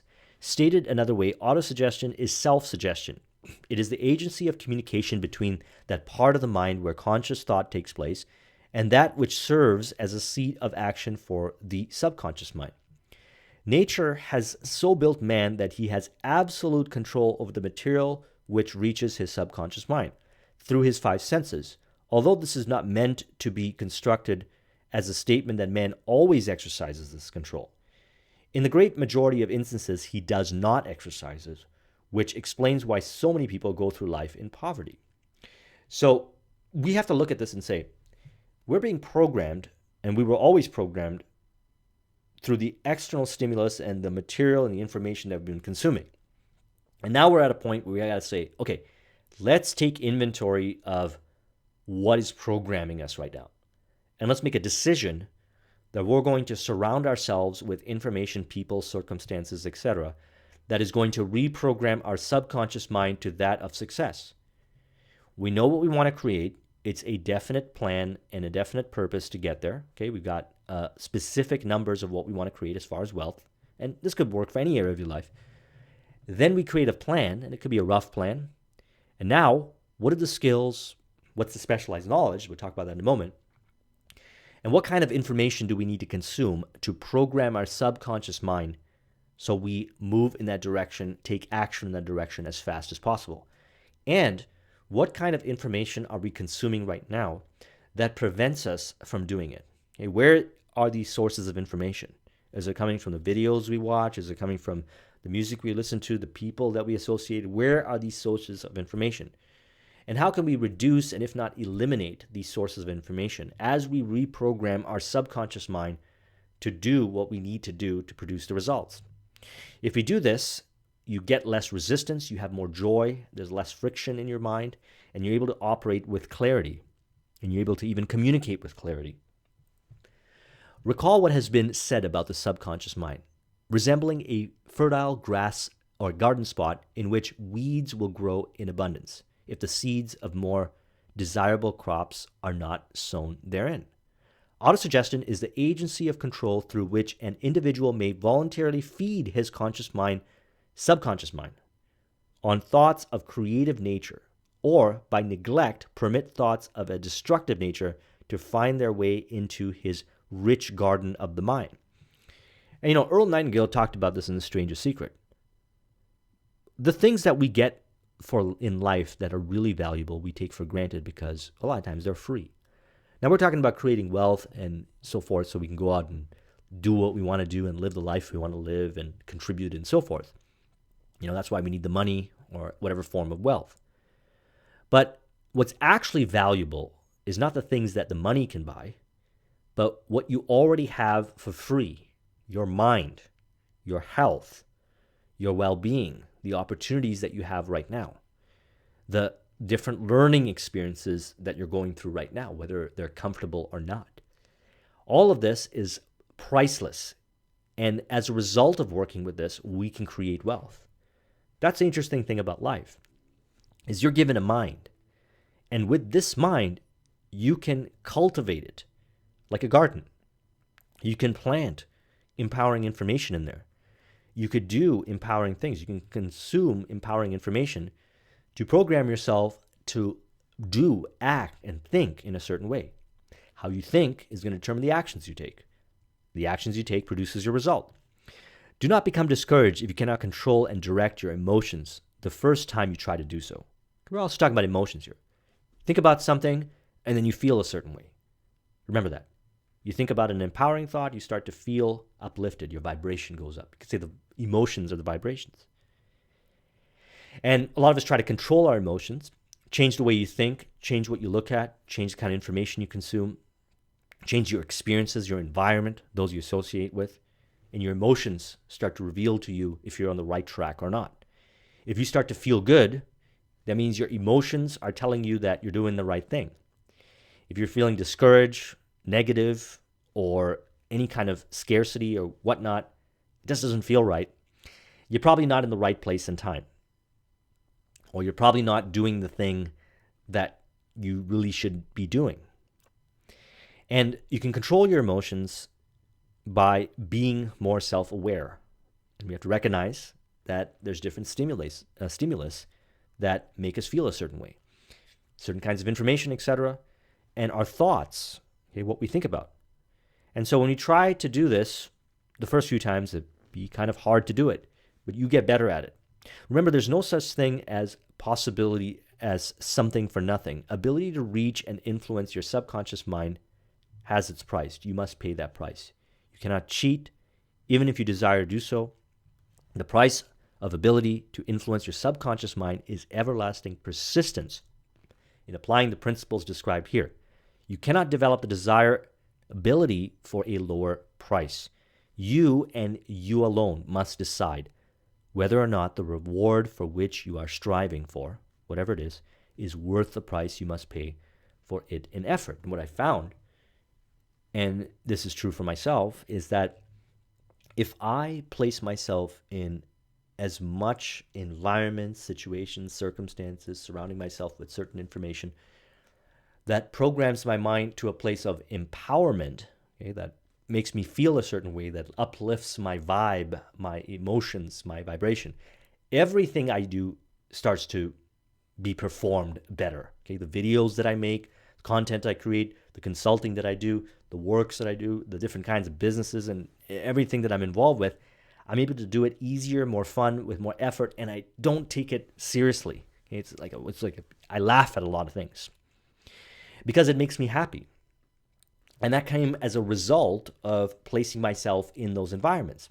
Now, the cool thing is then it's easier to stay in that environment, and it's easier to catch myself when I'm drifting into a different direction. Another good book to read by Napoleon Hill is Outwitting the Devil. I did a video on that. I'll put a link in the description. Your ability to use the principle of autosuggestion will depend very largely upon your capacity to concentrate upon a given desire until that desire becomes a burning obsession. Here's the most significant fact. The subconscious mind takes any orders given in it in a spirit of absolute faith and acts upon these orders through the orders, although the orders often have to be presented over and over again through repetition before they're interpreted by the subconscious mind. So hearing it once, hearing it twice is not going to help you. Experiencing one, experiencing twice, it could be very traumatic or very impactful. It could program the subconscious mind. But the repetition is what's really going to make the biggest difference. And that's why we read books like this over and over again. And that's why there's certain audios that we listen to over and over again, like The Strangest Secret and As a Man Thinketh. Because the repetition programs the subconscious mind to believe the information as absolute fact. And you orient yourself based on those facts that your subconscious mind has accepted as fact with faith. Do not wait for a definite plan, through which you intend to exchange services or merchandise in return for the money you are visualizing. But begin at once to see yourself in possession of the money, demanding and expecting meanwhile that your subconscious mind will hand over the plan or plans you need. Be on alert for these plans, and when they appear, put them into action immediately. So when you place yourself in success consciousness and you do the things we're talking about, and you are in this higher vibration of feeling and success consciousness, you'll notice that you'll get better ideas, clearer ideas, ideas based on abundance, creating value, everything we talked about, rather than scarcity. And you're going to want to put those ideas into action immediately. And when you're in a higher state of consciousness, you're more likely to take action because you're not operating from a place of fear. When visualizing the money you intend to accumulate with closed eyes, see yourself rendering the service or delivering the merchandise you intend to give in return for this money. It is important. If you choose to follow some of the instructions but neglect or refuse to follow others, you will fail. To get satisfactory results, you must follow all the instructions in a spirit of faith. The instructions given in connection with the 6 steps in the second chapter will now be summarized and blended with the principles covered in this chapter as follows. Number 1, go into a quiet spot, preferably in bed at night, where you will not be disturbed or interrupted. Close your eyes and repeat out loud, so you may hear your own words, the written statement of the amount of money you intend to accumulate, the time limit for its accumulation, and a description of the service or merchandise you intend to give in return for the money. As you carry out these instructions, see yourself already in possession of the money. Number 2, repeat this program night and morning until you can see in your imagination the money you intend to accumulate. Number 3, place a written copy of your statement where you can see it at night and in morning and read it just before retiring and upon rising until it has been memorized. These instructions may at first seem abstract. Do not let them disturb you. Do not let this disturb you. Follow the instructions no matter how abstract or impractical they may be at first appear to be. The time will come soon if you do as you have been instructed in spirit as well as in act, when a whole new universe of power will unfold to you. Remember, skepticism in connection with all new ideas is characteristic of all human beings. Okay? But if you follow the instructions outlined, your skepticism will soon be replaced by belief, and this in turn will soon become crystallized into absolute faith. So this is very interesting.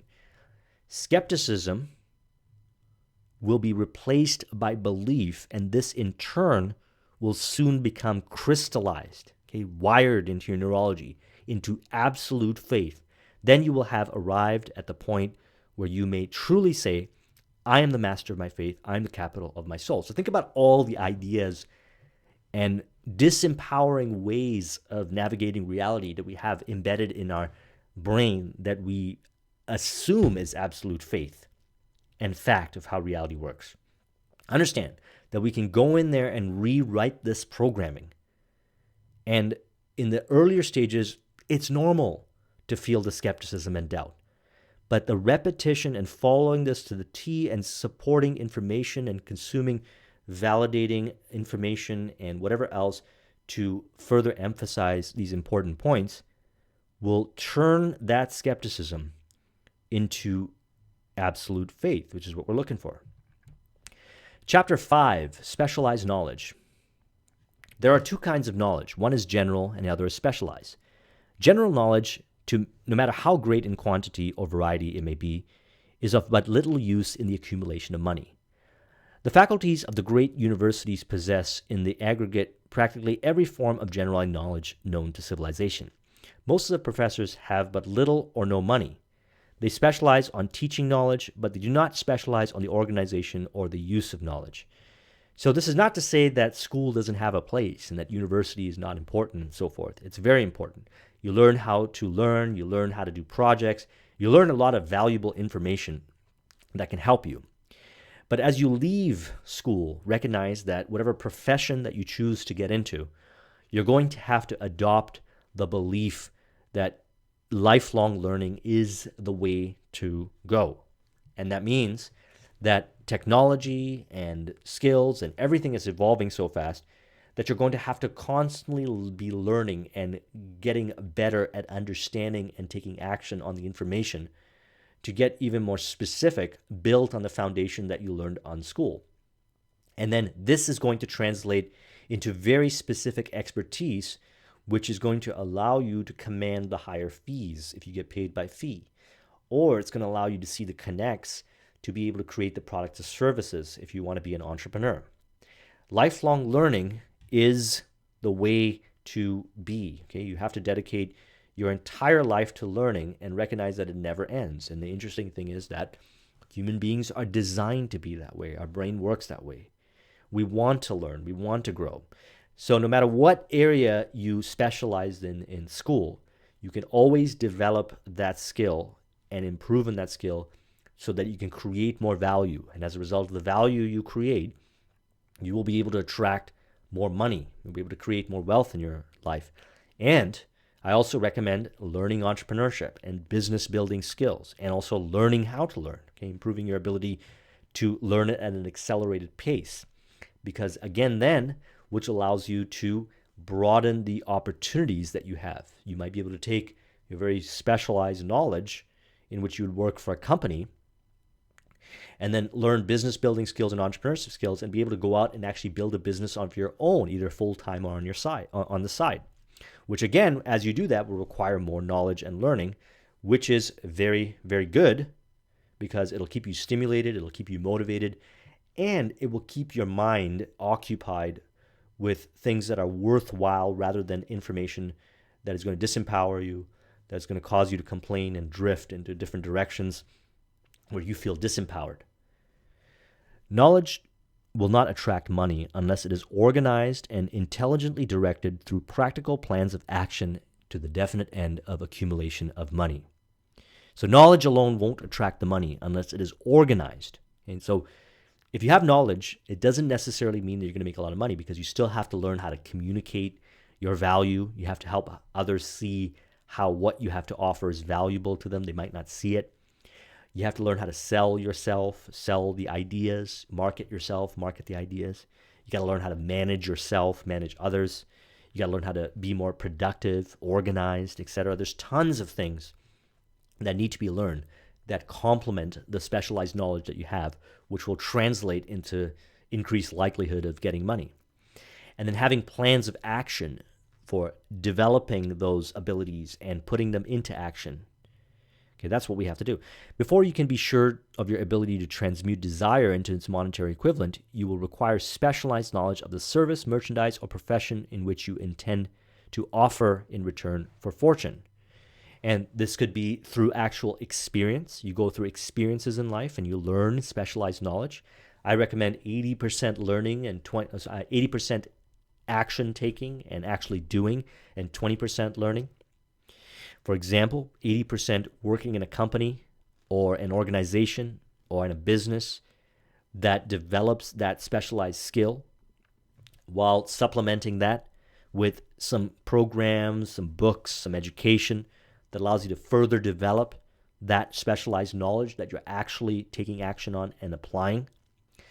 I don't like it the other way around. A lot of people do that, where they just spend their time learning and studying, but they're not actually applying what they learn. And as a result, they don't learn the nuances and the specific applications that are required, which you're going to eventually learn how to have to learn, and they're going to have to get to a certain level of mastery on before they command the fees that they want. The accumulation of great fortunes calls for power, and power is acquired through highly organized and intelligently directed specialized knowledge. But that knowledge does not necessarily have to be in the possession of a man who accumulates the fortune. See, Henry Ford used to surround himself with people who had this specialized knowledge. And that's why leadership skills are very important. Your ability to connect with people are so important. Because you might have a certain level of knowledge as far as sales or business building goes, marketing. But if you surround yourself with those that are very knowledgeable to maybe do the technical skills, and you're able to get them to work together in a very collaborative way, you could focus on the sales and bring in the money to be able to pay them really well and cultivate their skills to invest in them. That's a good way of doing it. The person who stops studying merely because he has finished school is forever hopelessly doomed to mediocrity, no matter what may be his calling. The way of success is the way of continuous pursuit of knowledge. So if you're done school, you got to continue the pursuit of knowledge if you want high levels of success. If you don't do it, others that are in that profession, in that trade, in that area of expertise are doing it, and they're growing and they're getting more knowledgeable, and their value is increasing because of their abilities. And so thus we must do it. And it's actually better to do it. We actually want to do it. Our brain is set up in a way that we want to do it. And by not doing it, we cause ourselves to become lazy. We cause ourselves to drift into areas that aren't beneficial for us. So thus it's important to recognize that lifelong learning is something that is part of just normal living. Number 6, chapter 6, imagination. The imagination is literally the workshop wherein are fashioned all plans created by man. The impulse, the desire, is given shape, form, and action through the aid of the imaginative faculty of the mind. Man's only limitation within reason lies in his development and use of his imagination. He has not yet reached the apex of development in the use of his imagination faculty. He has merely discovered that he has an imagination and has commenced to use it in a very elementary way. So he talks about two forms of imagination, synthetic and creative. Let's discuss these. Through this faculty, talking about synthetic now, one may arrange old concepts, ideas, or plans into new combinations. This faculty creates nothing. It merely works with the material of experience, education, and observation with which it is fed. It is a faculty used most by the inventor, with the exception of the who draws upon the creative imagination, when he cannot solve the problem through synthetic imagination.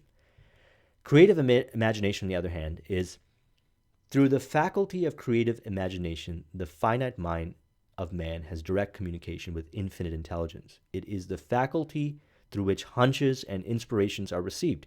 It is by this faculty that all basic or new ideas are handed over to man. It is through this faculty that thought vibrations from the minds of others are received. It is through this faculty that one individual may tune in or communicate with the subconscious mind of other men. The creative imagination works automatically.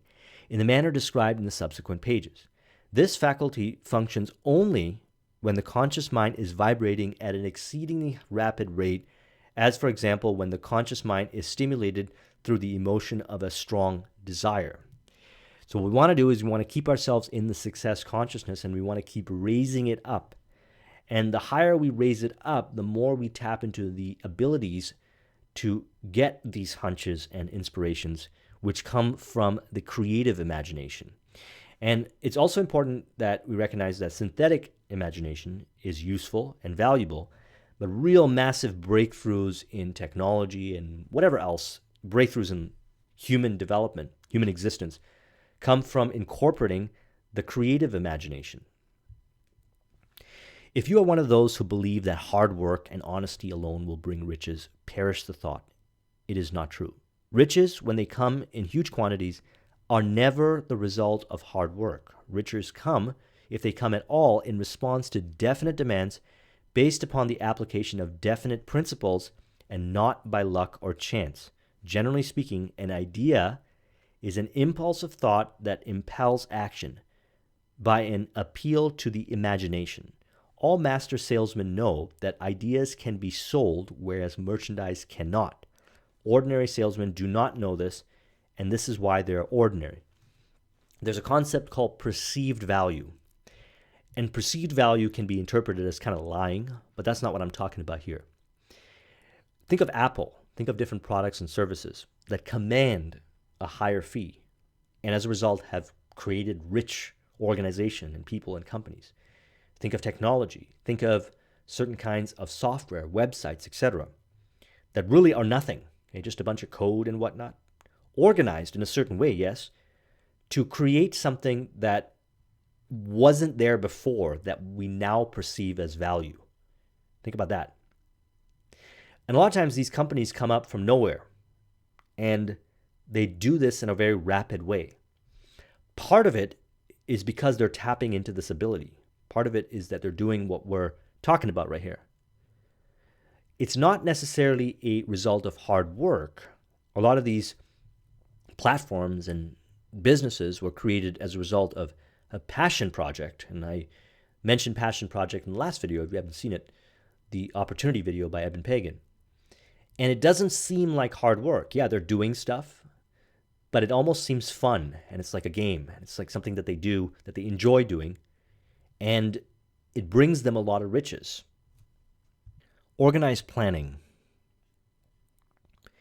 If the first plan in which you adopt does not work successfully, replace it with a new plan. If this new plan fails to work, replace it in turn with still another, and so on, until you find a plan which does work. Right here is the point at which the majority of men meet with failure, because of their lack of persistence in creating new plans to take the place of those which fail. So we have to have persistence, and we have to do it with organized planning.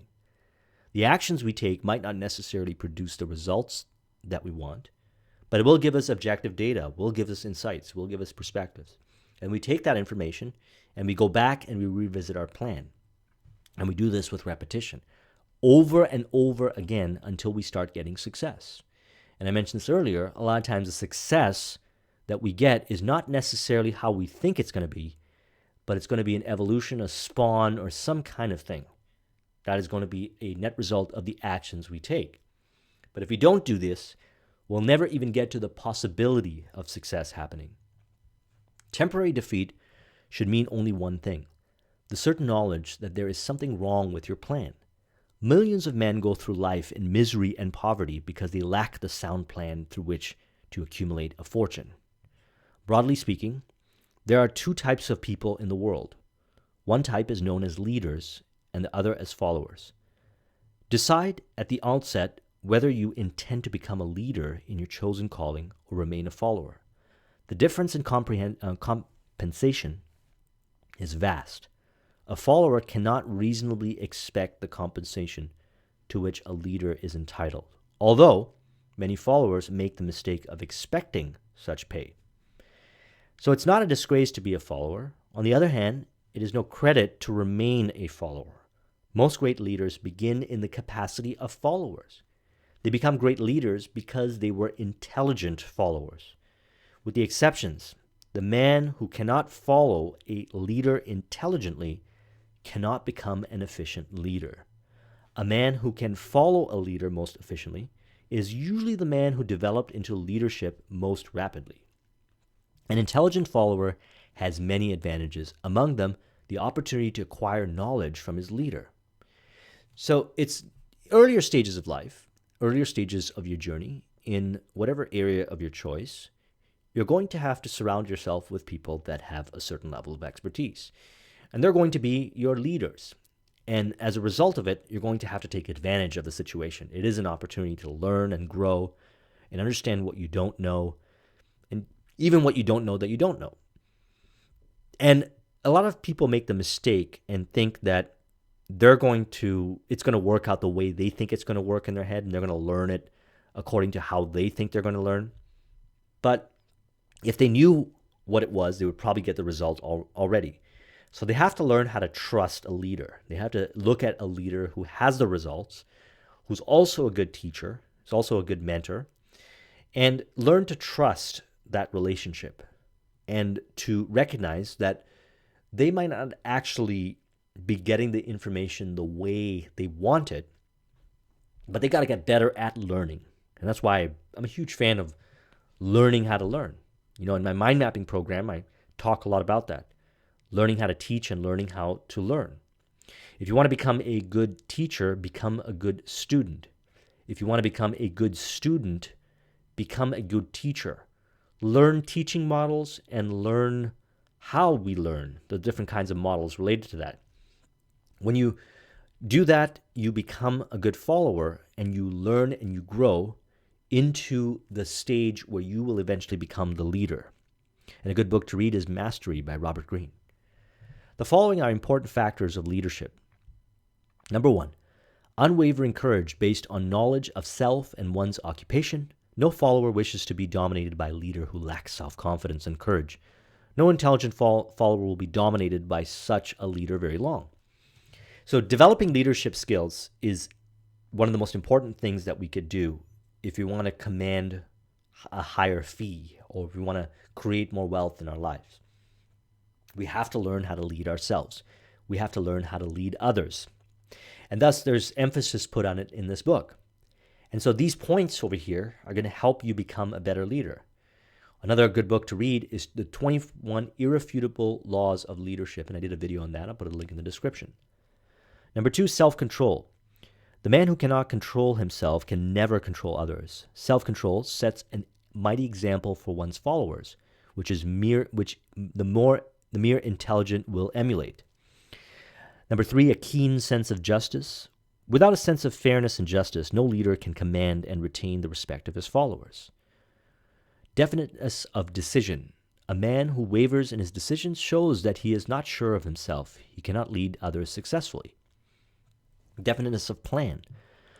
The successful leader must plan his work and work his plan. The leader who moves by guesswork without practical, definite plans is comparable to a ship without a rudder. Sooner or later, he will land on the rocks. The habit of doing more than paid for. One of the penalties of leadership is the necessity of willingness upon the part of the leader to do more than he requires of his followers. And we do this because we're setting an example, and people are looking at us and saying, well, this person is a leader. They're teaching us. What are they doing? And the further you stretch yourself as a leader to grow, the more you're going to motivate your followers, your staff, whoever within your awareness to do the same. A pleasing personality. A careless person can't become a successful leader. Leadership calls for respect. Followers will not respect a leader who does not grade high on all the factors of a pleasing personality. Sympathy and understanding. The successful leader must be in sympathy with his followers. Moreover, he must understand them and their problems. Mastery of details. Successful leadership calls for mastery of details of the leader's position. Willingness to assume full responsibility. The successful leader must be willing to assume responsibility for the mistakes and shortcomings of his followers. If he tries to shift this responsibility, he will not remain the leader. If one of his followers makes a mistake and shows himself incompetent, the leader must consider that it is he who failed. So I'm a huge fan of the concept of cybernetic loop, and that is this. The student is the teacher, and the teacher is the student. And that if the student fails, the teacher actually fails. In most teaching environments, this is not looked upon this way because it takes an enormous amount of responsibility and confidence for the teacher to assume full responsibility like that for the student. Now, granted, there are probably going to be some students that might have some issues learning the thing, or it's not necessarily what they want to learn. But a good teacher knows how to find the right students also, and knows how to communicate so that the students experience a behavioral change, not just theoretical understanding, especially with this kind of information. The goal here is not to just be very conceptual of this understanding of this information. It's to actually have wisdom and knowledge and experience, which comes as a result of doing. So it's the teacher's responsibility to ensure that the student experience a behavioral change that produces results. And the results could be of a small degree or high degree. But it should be at a higher degree than when the student was introduced to the teacher and the material that they're going through and so forth. And then the teacher should be looking onto how to multiply that by learning, oftentimes real time. And that's why coaching, kind of mentorship arrangements can be really powerful, because in the dynamic of the present, and if they're very good at doing it, a coach or a mentor is really good at doing it, they can train and learn a student's ability to learn or their lack of ability using various learning models that they've experienced and studied. And there's tons of them you could learn and know which one to apply in the current scenario when they're having that session with the student. Cooperation. A successful leader must understand and apply the principles of cooperative effort and be able to introduce his followers to do the same. Leadership calls for power, and power calls for cooperation. So those of you who are watching this video who might not necessarily want to become entrepreneurs might consider getting a different position or a different job or a raise. There was some information that was in the book that speaks to this objective, and I want to share this. How to get the exact position you desire. Number one, decide exactly what kind of job you want. If the job doesn't already exist, perhaps you can create it. Number two, choose the company or individual from whom you wish to work. Number three, study your prospective employer as to policies, personnel, and chances of advancement. Number four, by analysis of yourself, your talents and capabilities, figure what you can offer and plan ways and means of giving advantages, services, developments, and ideas that you believe you can successfully deliver. Number five, forget about a job. Forget about whether or not there is an opening. Forget the usual routine of you've got a job for me and concentrate on what you can give. Number six, once you have a plan in mind, arrange with an experienced writer to put it on paper in neat form and in full detail. Number seven, present it to the proper person with authority, and he will do the rest. Every company is looking for men who can give something of value, whether it be ideas, services, or connections. Now, this is not to be taken literally 100%, write it on a piece of paper. I recommend it depends on the context. If you want to get a job in a company, communicating what it is that you can offer is very important as far as what's valuable to them. And essentially getting your foot in the door to just have a conversation in which, you can bring this document in which you can share the information in there. But actually going into an environment, not looking for a job or what's there to fill, but connecting with people and demonstrating the kind of value that you have through the communication, even showing examples of what you've done, can a lot of times create positions for you.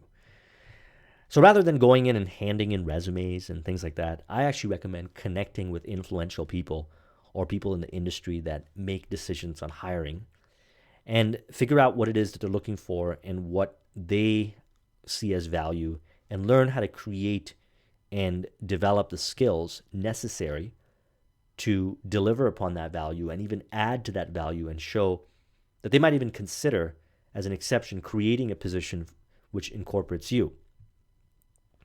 Remember the QQS formula, but do this, but do more. Apply it as a habit. So number 1, quality of service shall be constructed to mean the performance of every detail in connection with your position in the most efficient manner possible, with the object of greater efficiency always in mind. Quantity, number 2, of service shall be soon understood to mean the habit of rendering all the service of which you are capable at all times, with the purpose of increasing the amount of service rendered as greater skill is developed through practice and experience. Emphasis is again placed on the word habit. And number 3, spirit of service shall be construed to mean the habit of agreeable, harmonious conduct which will induce cooperation from associates and fellow employees. So millions of men and women throughout the nation still engaged with this popular pastime of getting without giving. It's important to understand that we have to give first. We have to learn how to give value first if we want to really produce the results. That's why, going back to the auto-suggestion, we state what exactly it is we are going to give for this money that we desire. See, that's an exercise that goes beyond what a lot of people think about. They just think about, okay, this is how much money I want to make, and so forth. They never stretch themselves based on how reality works, that in order to get that money, they have to provide value, and they have to map out and understand what value is to the market that they serve. Value means to whoever it is that they're trying to get a job with, and so forth, to earn that kind of money. And they're never looking at how they can communicate that first. A lot of times they make the mistake and they say, here's what you should find valuable. Now, I get this a lot. I get some people that they just give me advice, and they think that the advice that they give me, I consider it to be valuable. And sometimes I don't implement this advice. Actually, a lot of times I don't. And they might just think, oh, well, I'm just being lazy or whatever, but they don't understand that there's different priorities in different areas that I'm interested in currently, and there's a lot of dynamics in play. And perhaps if they were to give me some advice or some kind of concrete way for me to focus on that particular area that I'm interested in and produce results, I would be more likely to do a business deal with them, etc. The fact that they don't communicate that to me is an indicator that they're not very good at understanding the needs and desires of a prospect and so forth, and they probably wouldn't be the best person to work with. And so we don't want to do that.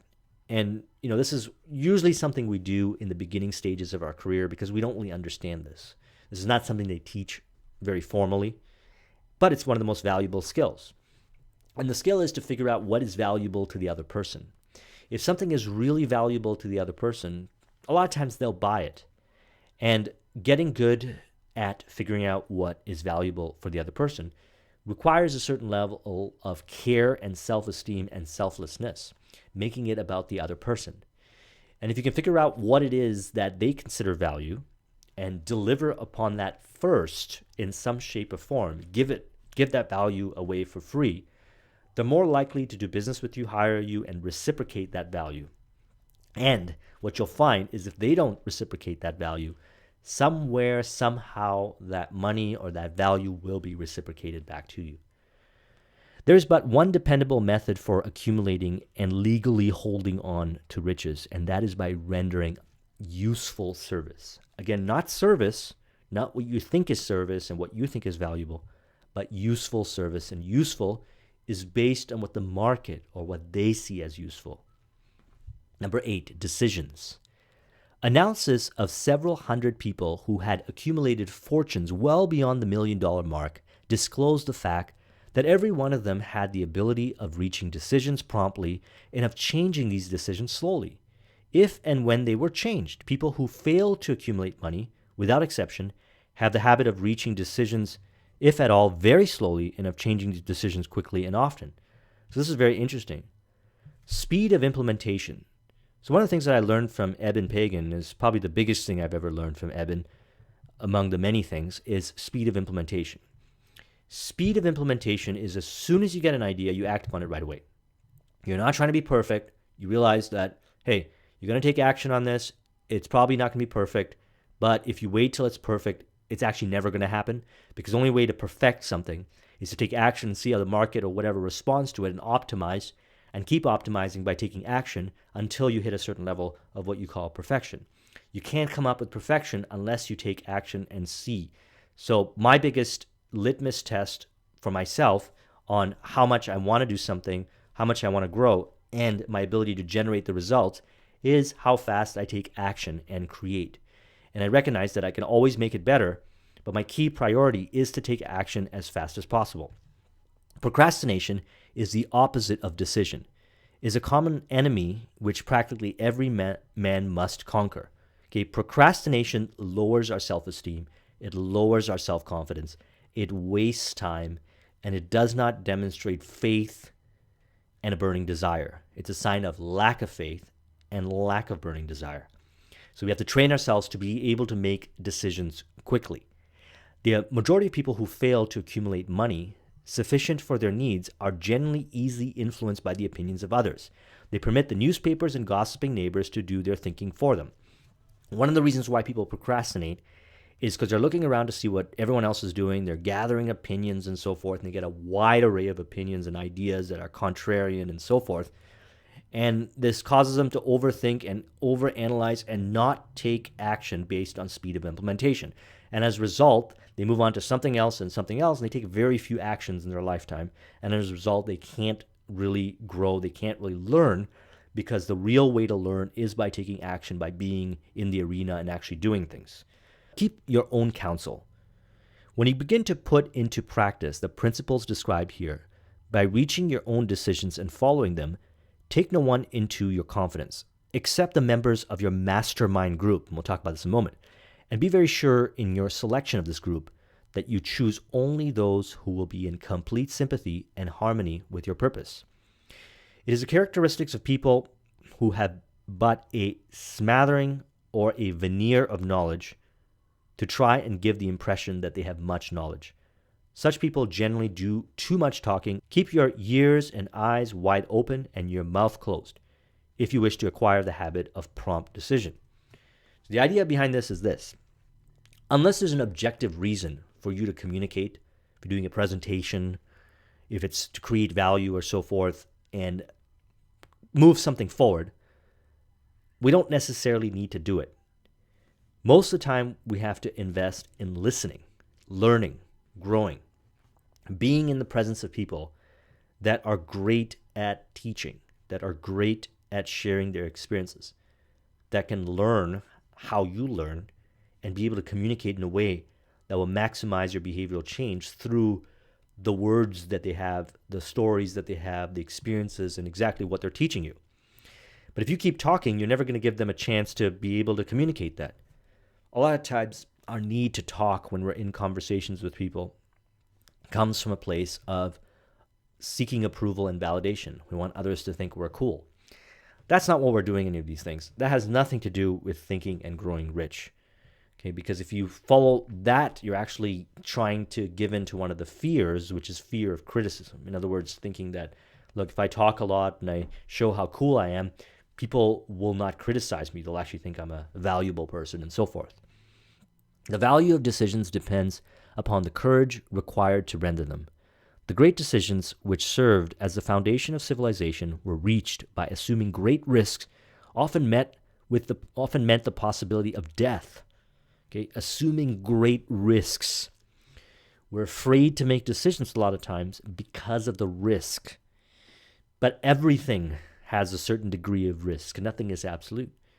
And while it's important to take calculated risks, it's also important to develop our ability to take rapid decisions or make rapid decisions that involve risk.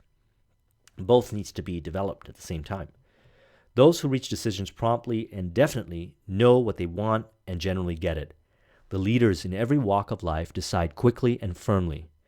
This is the major reason why they are leaders. The world has a habit of making room for the man whose words and actions shows that he knows where he's going. Indecision is a habit which usually begins in youth. The habit takes on permanency as the youth goes through graded school, high school, and even through college without definiteness of purpose. So we recognize that indecision is something that we've been cultivating unintentionally and programming into our subconscious mind, and we need to change that. That's a very important point that we need to work on. Let's talk about persistence, chapter 9. Persistence. Persistence is an essential factor in the procedure for transmuting desire into its monetary equivalent. The basis of persistence is the power of will. Willpower and desire, when promptly combined, make an irresistible pair. Men who accumulate great fortunes are generally known as cold-blooded and sometimes ruthless. Often, they are misunderstood. What they have is willpower, which they mix with persistence and place back of their desires to ensure the attainment of their objectives. The majority of people who are ready to throw their aims and purposes overboard and give up at the first sign of opposition or misfortune, a few carry on despite all opposition until they've attained their goal. So we want to develop persistence. Persistence is something that is fueled by the burning desire. If you've got the burning desire and you're willing to cut out all the other options until the attainment of your burning desire, then you're going to have a lot more persistence. And persistence is also developed like a muscle. When you fail, you get back up, you persist, you take action again and again and again. If you get rejected and you fail, you fall down, you analyze your behaviors, your stimulus, how you got a response from the environment or whatever, what that means, you optimize, and you take action right away, speed of implementation. You go back in, and you do that over and over again, and that's how you develop persistence. Poverty is attracted to the one whose mind is favorable to it, as money is attracted to him whose mind has been deliberately prepared to attract to it, and through the same laws. Poverty consciousness will voluntarily seize the mind which is not occupied with the money consciousness. So interestingly enough, it will voluntarily seize the mind if you're not occupying with the money consciousness. If you're not incorporating success consciousness, principles and practices every day, and you're leaving yourself open, your mind will be influenced by failure consciousness. So we cannot be lazy with this. We've got to practice persistence in cultivating our mind towards success consciousness. Those who can take it are bountifully rewarded. Okay, take it. Bountifully rewarded for their presence. They receive as their compensation whatever their goal they are pursuing. That is not all. They receive something infinitely more important than material compensation. The knowledge that every failure brings with it the seed of an equivalent advantage. Persistence is a state of mind. Therefore, it can be cultivated, like all states of mind. Persistence is based upon definite causes among these. So let's talk about them. Number 1, definiteness of purpose. Knowing what one wants is the first and perhaps the most important step towards the development of persistence. A strong motive forces one to surmount many difficulties. Number 2, desire. It is comparatively easy to acquire and to maintain persistence in pursuing the object of intense desire. Number 3, self-reliance. Belief in one's ability to carry out a plan encourages one to follow the plan through with persistence. Self-reliance can be developed through the principle described in the chapter of autosuggestion. Number 4, definiteness of plans. Organized plans, even though they may be weak and entirely impractical, encourage persistence. You got to have some plan. You got to be doing something and doing it, okay? Constantly doing it. Number 5, accurate knowledge. Knowing that one's plans are sound based upon experience or observation encourages persistence. Guessing instead of knowing destroys persistence. So the more actions you take, the more knowledge you acquire, and the more knowledge you acquire, the more organized your plans will be based on experience and observation. Number 6, cooperation. Sympathy, understanding, and harmonious cooperation with others tend to develop persistence. Number 7, willpower. The habit of concentrating one's thoughts upon the building of plans for the attainment of definite purpose leads to persistence. And habit. Number 8, persistence is the direct result of habit. The mind absorbs and becomes a part of the daily experiences upon which it feeds. Fear, the worst of all enemies, can be effectively cured by forced repetition of acts of courage. Everyone who has seen active service in war knows this.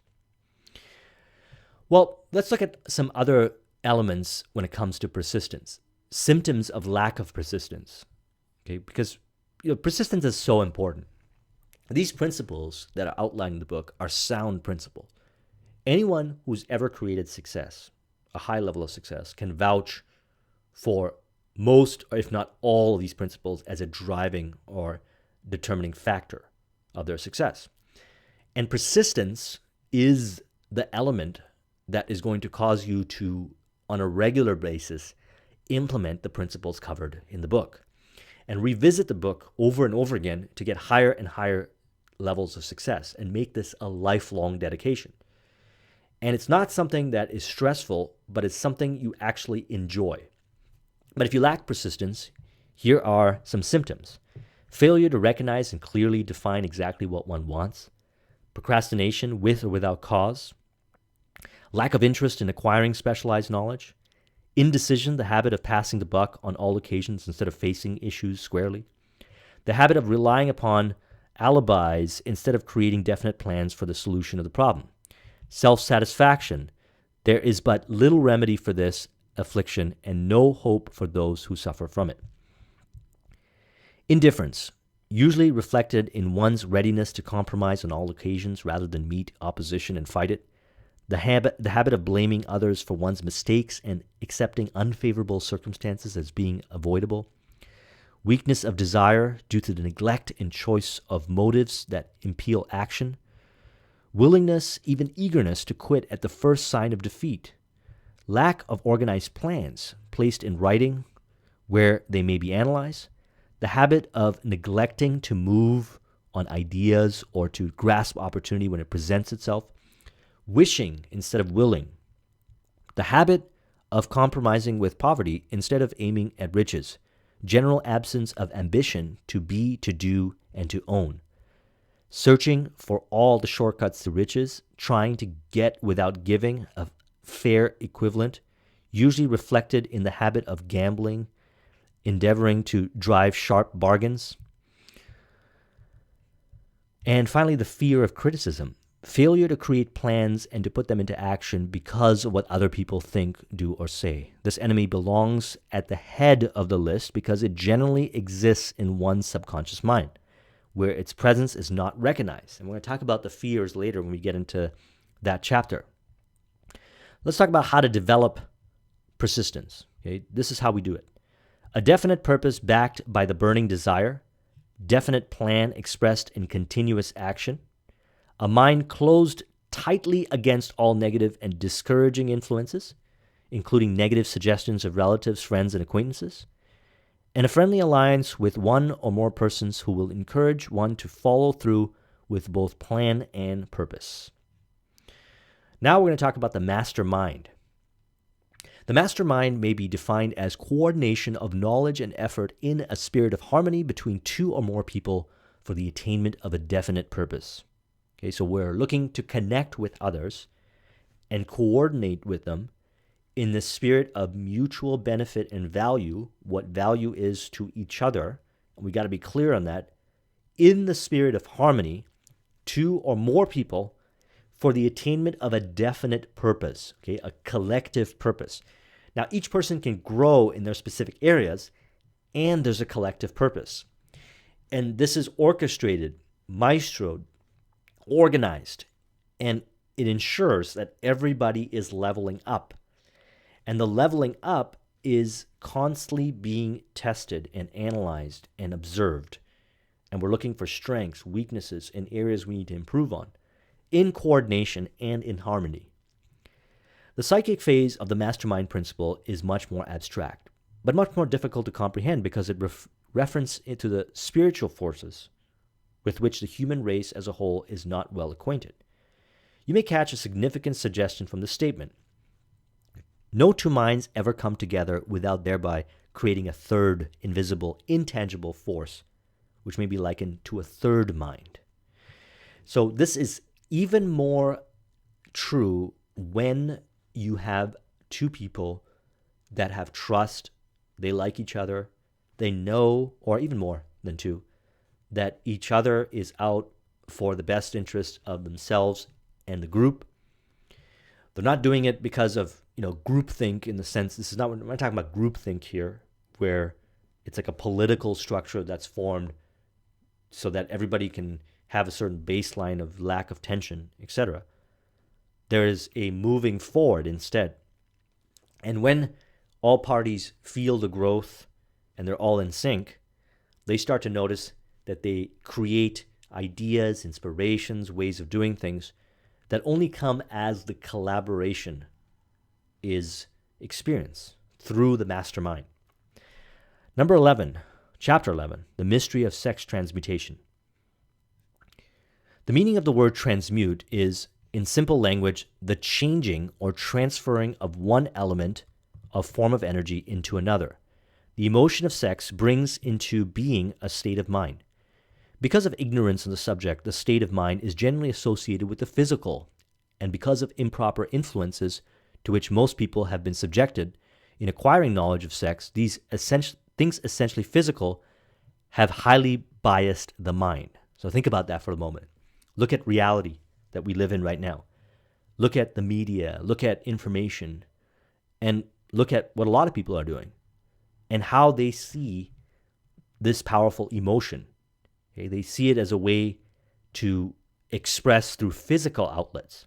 What they don't understand is that sex transmutation is as simple and easily explained is by means of switching the mind from thoughts of a physical expression to thoughts of some other nature. You can actually take the sexual desire that a person has, which is oftentimes the most powerful of human desires, and when driven by this desire, men and women develop keenness of imagination, courage, willpower, persistence, and creative ability unknown to them at other times. So strong and impelling is the desire for sexual contact that men freely run the risk of life and reputation to indulge in it. When harnessed, however, and redirected along other lines, this motivating force maintains all of its attributes of keenness of imagination, courage, etc., which may be used as powerful creative forces in literature, art, or in any other profession or calling, including, of course, the accumulation of riches. So it's to take energy that you're experiencing, in this case, sexual energy, and working to cultivate and transmute it towards creative outlets. You'll find that when you have a high buildup of this energy, that you'll actually be more driven, you will be more motivated, you are more likely to take action. And recognizing that maybe you're doing all these things to actually get the physical expression is part of it, but what we can do is essentially, in a way you can say, trick the mind to use this energy to create a lot of things, and do it for the purpose of, and not to say that the physical expression is wrong or anything like that. Definitely there's a time and place for that, but we're talking about how to work with the abundance of this energy that we have so we can actually use it for creative outlets. The transmutation of sex energy calls for the exercise of willpower, to be sure, but the reward is worth the effort. The desire for sexual expression is inborn and natural. The desire cannot and should not be submerged or eliminated, but it should be given an outlet through forms of expression which enrich the body, mind, and spirit of man. If not given this form of outlet through transmutation, it will seek outlets through purely physical channels. And what you'll find is a lot of times when you seek outlets through purely physical channels, you'll waste a lot of time and you'll do a whole bunch of things that will take you away from your chief aim, and as a result will actually even set you back and make you feel frustrated and so forth. A madman is not essentially different than a dope madman. Both have lost control over their faculties of reason and willpower. Sexual overindulgence may not only destroy reason and willpower, but it may also lead to either temporary or permanent insanity. Many cases of hypochondria, imaginary illnesses, grow out of habits developed in ignorance of the true function of sex. Love, romance, and sex are all emotions capable of driving men to heights of superachievement. Love is the emotion which serves as a safety valve and ensures balance, poise, and constructive effort.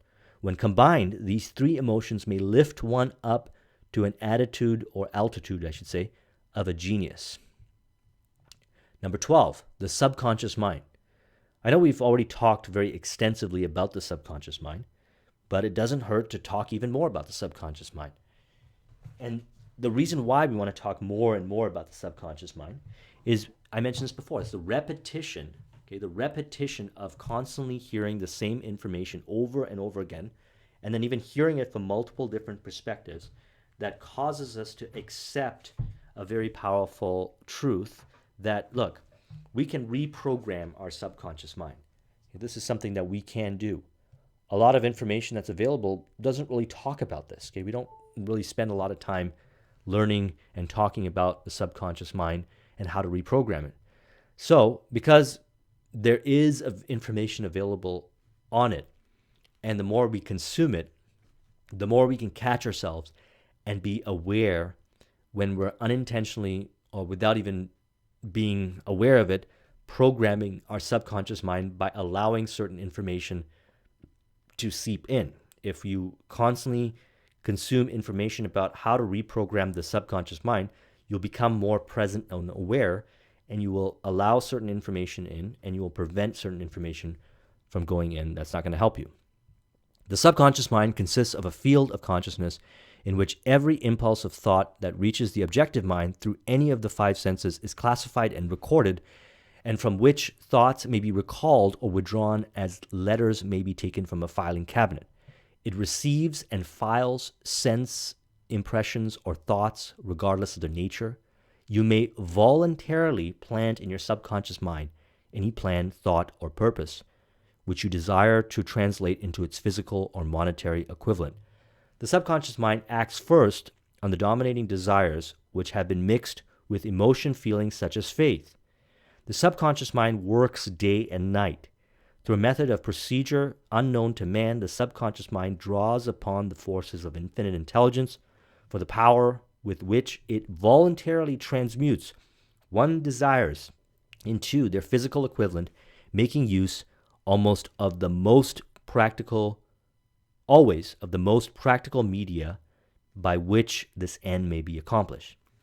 After you've accepted as a reality the existence of the subconscious mind and understand its possibilities as a medium for transmuting your desires into their physical or monetary equivalent, you will comprehend the full significance of the instructions given in the chapter of desire. You will also understand why you have been repeatedly admonished to make your desires clear and to reduce them to writing. You will also understand the necessity of persistence in carrying out the instructions. The subconscious mind will not remain idle. If you fail to plant desires in your subconscious mind, it will feed upon the thoughts which reach it as a result of your neglect. Your subconscious mind is more susceptible to influence by impulses of thought mixed with feeling or emotion than by those originating solely in the reasoning portion of the mind. In fact, there is so much evidence to support the theory that only emotionalized thoughts have any action influence upon the subconscious mind. So let's talk about the 7 major positive emotions, because we want to use these emotions to facilitate programming the subconscious mind. It's through these emotions, when combined with thoughts and ideas and the things that we're thinking about, that will program the subconscious mind. Notice that there is positive ones and negative ones. So negative ones will do it also, but we want to avoid it because it creates issues when we associate it with certain thoughts. So 7 major positive emotions: desire, faith, sex, enthusiasm, hope, and romance. And to be avoided: fear, jealousy, hatred, revenge, greed, superstition, and anger. Now let's look at these negative ones, because a lot of times when we think about what we want, we might find ourselves attaching some of these emotions. And because this is Think and Grow Rich, we have to think, and there's emotions involved with the thinking. And we have to make sure that we're not incorporating any of these emotions in here, because it's going to distort our ability to be able to create and attract and put out that vibration that we want to move us forward in the direction that we'd like. Positive and negative emotions cannot occupy the mind at the same time. One or the other must dominate. It is your responsibility to make sure that positive emotions constitute the dominating influence of your mind. Here, the law of habit will come to your aid. And I also did a video on the power of habit by Charles Duhigg. I recommend you watch that video. The habits are going to allow us to not only program the subconscious mind, but even the conscious mind. We're able to actually rewire our brain. A good book to read is A Brain That Changes Itself through habit. From the ability of applying and using the positive emotions. Eventually, they will dominate your mind so completely that the negatives cannot enter it. The method by which you may communicate with infinite intelligence is very similar to that through which the vibration of sound is communicated by radio. If you understand the working principle of radio, you of course know that sound cannot be communicated through the ether until it has been stepped up or changed into a rate of vibration which the human ear cannot detect. The radio sending station picks up the sound of the human voice and scrambles or modifies it by stepping up the vibration millions of times. Only in this way can the vibration of sound be communicated through the ether.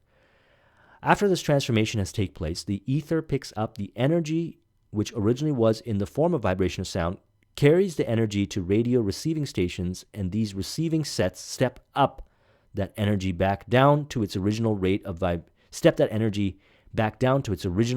vibration so it is recognized as sound. This is a good segue into the next chapter and how he looks at the brain. So let's talk about that. More than 20 years ago, the author, working in conjunction with the late Dr. Alexander Graham Bell and Dr. Elmer Gates, observed that every human brain is both a broadcasting and receiving station for the vibration of thought. Through the medium of the ether, in a fashion similar to that employed by the radio broadcasting principle, every human brain is capable of picking up vibrations of thought which are being released by other brains. When stimulated or stepped up to a higher rate of vibration, the mind becomes more receptive to the vibration of thought which reaches it through the ether from outside sources. This stepping up process takes place through the positive emotions or the negative emotions. Through the emotions, the vibration of thought may be increased. Vibrations of an exceedingly high rate are the only vibrations picked up and carried by the ether from one brain to another. Thought is the energy traveling at an exceedingly high rate of vibration.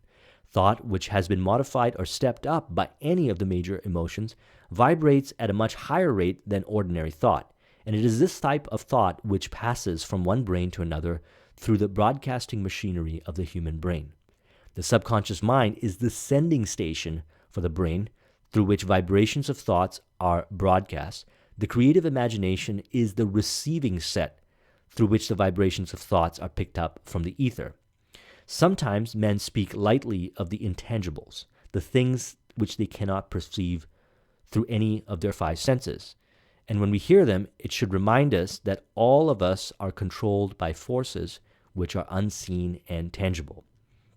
So we don't really have a concrete understanding of how reality works. And there are many different metaphysical models and elements as far as spirituality that are misunderstood or not really worked with.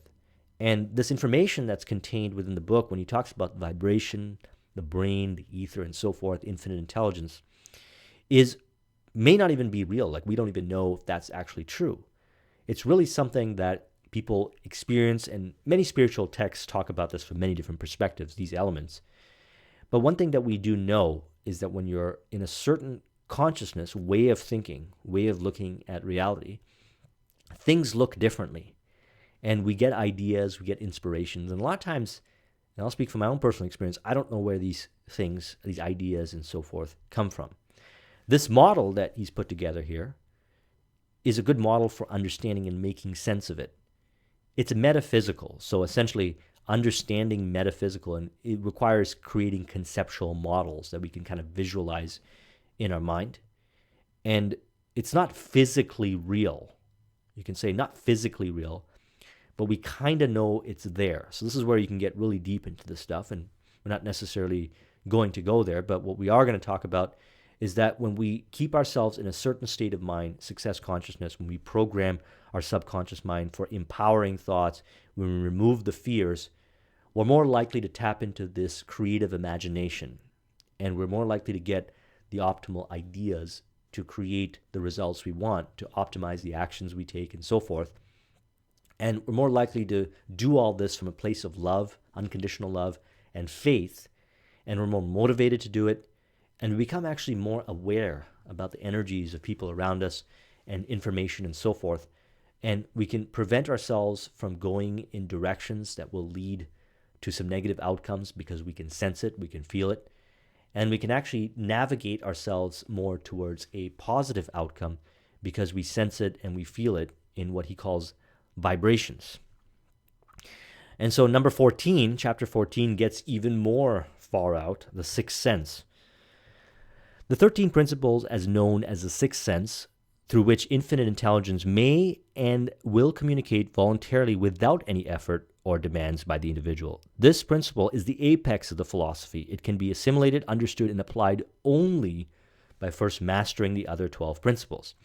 So this is where somebody who experiences this almost in a way has transcended, and they appear to be a certain way. They appear to be very intuitive to the sense where everything they touch turns to gold. They always find themselves in the right opportunities. They're able to express themselves very clearly and so forth. And during this time, they're essentially experiencing this, what he talks about, where infinite intelligence may and will communicate voluntarily without any effort or demands. And all the ideas that they're generating is happening real time as they communicate it. You can say that this is at the point where, when connected to the infinite intelligence, you're connecting to the infinite intelligence and demonstrating to others that, hey, everyone can do this also, and thus they can also communicate from this perspective. The sixth sense is that portion of the subconscious mind which has been referred to as the creative imagination. It has also been referred to as the receiving set through which ideas, plans, and thoughts flash into the mind. The flashes are sometimes called hunches or inspirations. The sixth sense defies description. It cannot be described to a person who has not mastered other principles of this philosophy, because such a person has no knowledge and no experience with the sixth sense may be compared. Understanding of the sixth sense comes only by meditation through mind development from within. The sixth sense probably is the medium of contact between the finite mind of man and the infinite intelligence, and for this reason it is a mixture of both the mental and the spiritual. It is believed to be the point in which the mind of man contacts the universal mind. Through the aid of the sixth sense, you'll be warned of impeding dangers in time to avoid them and notified of opportunities in time to embrace them. There's been a lot of entrepreneurs that consider themselves to be intuitive entrepreneurs.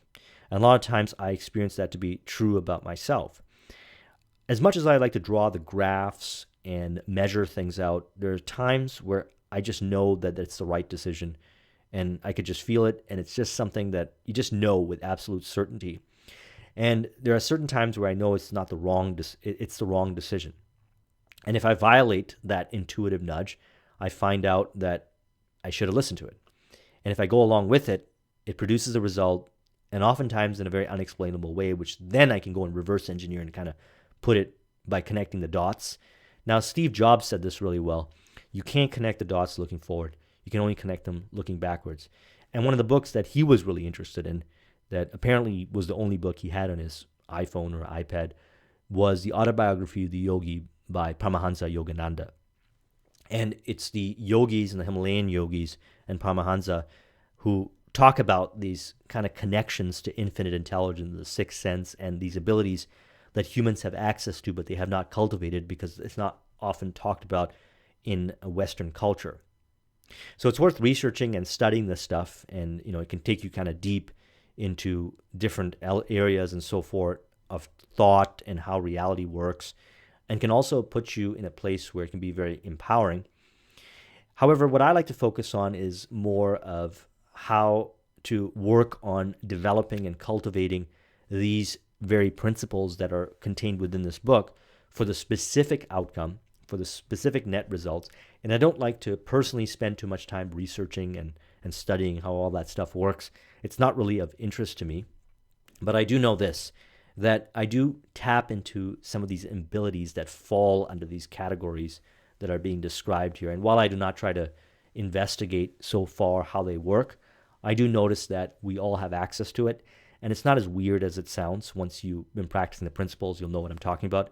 You can just be associated. And, even CEOs, I believe, or certain people in business who aren't necessarily studying all this stuff about the sixth sense and what the Himalayan yogis can do and so forth, actually have these abilities, and they do it, and they don't really talk about it or really understand how it works.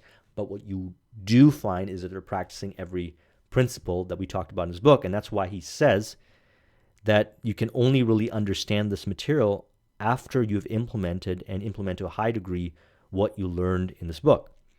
The sixth sense is not something that one can take off and put on at will. The ability to use this great power comes slowly through application of the other principles outlined in this book. Seldom does any individual come into a workable knowledge of the sixth sense before the age of 40. More often, the knowledge is not available until one is well past 50, and this for the reason that the spiritual forces with which the sixth sense is so closely related do not mature and become usable except through years of meditation, self-examination, and serious thought. And so now we reach the final chapter, which is how to outwit the six ghosts of fear, which is a very important element of this book, because essentially we want to be driven from abundance and empowerment and persistence in that direction, and recognize that the fears show up. There's many fears that show up that hinder our progress. We're going to talk about this. And by working to overcome these fears, we can better program our subconscious mind. We can better understand why we do what we do and why we think what we think. And we can better organize our thinking so that it's in alignment with creating the riches, whether it be financial wealth or whatever kind of results you want in your life. Before you can put any portion of this philosophy into successful use, your mind must be prepared to receive it. The preparation is not difficult. It begins with study, analysis, and understanding of the three enemies which you shall have to clear out. These are indecision, doubt, and fear. Okay, so we're going to talk about fear now. The sixth sense, in reference to the last chapter, will never function while these three negatives or any of them remain in your mind. Okay? The members of this unholy trio are closely related. Where one is found, the other two are close at hand. Indecision is the seedling of fear. Okay? Indecision is the seedling of fear. Remember this as you read. Indecision crystallizes into doubt. The two blend and become fear. What are the six basic fears? First, you got fear of poverty, fear of criticism, fear of ill health, fear of loss of love or someone, fear of old age, and fear of death. Now think about these particular fears and recognize the stories you tell yourself that actually cause you to embrace these fears. And remember right now that this is Think and Grow Rich, and you can change your way of thinking. You can reprogram your subconscious mind. And so it is really valuable, and this is something that I put a lot of effort and work on in my life, to create auto-suggestions, affirmations, exercises, etc., and experiences and consumption of certain information and so forth while avoiding others to overcome these fears. And what I find is that the more I overcome these fears to a greater degree, and they still show up for me in certain areas, but the more I overcome them, the more I act with confidence, the more results I get, the more I'm able to explore and actually do things that one time I wasn't able to do because I was afraid of whatever reason, poverty, criticism, so forth, and thus have amazing life experiences. The higher I could raise the bar, every time I achieve a goal, I raise the bar higher because I realize I have far more capacity. It's amazing how many things you could do when you overcome these fears. Fears are nothing more than a state of mind. One's state of mind is subject to control and direction. Man can create nothing which he does not first conceive in the form of an impulse of thought. Following this statement comes another of still greater importance, namely, man's thought impulses begin to translate themselves into their physical equivalent whenever those thoughts are voluntary or involuntary. So there's a section here called the Devil's Workshop. I want to talk about this because it's a very important point. And I think this is built and was the not prerequisite, but the very related discussion was continued in Outwitting the Devil, which is a discussion that I did, and I recommend you watch that video. Also by Napoleon Hill. I'll put a link in the description. In addition to the 6 basic fears, there is another evil by which people suffer. It constitutes a rich soil in which seeds of failure grow abundantly. It is so subtle that its presence often is not detected. This affliction cannot properly be classed as a fear.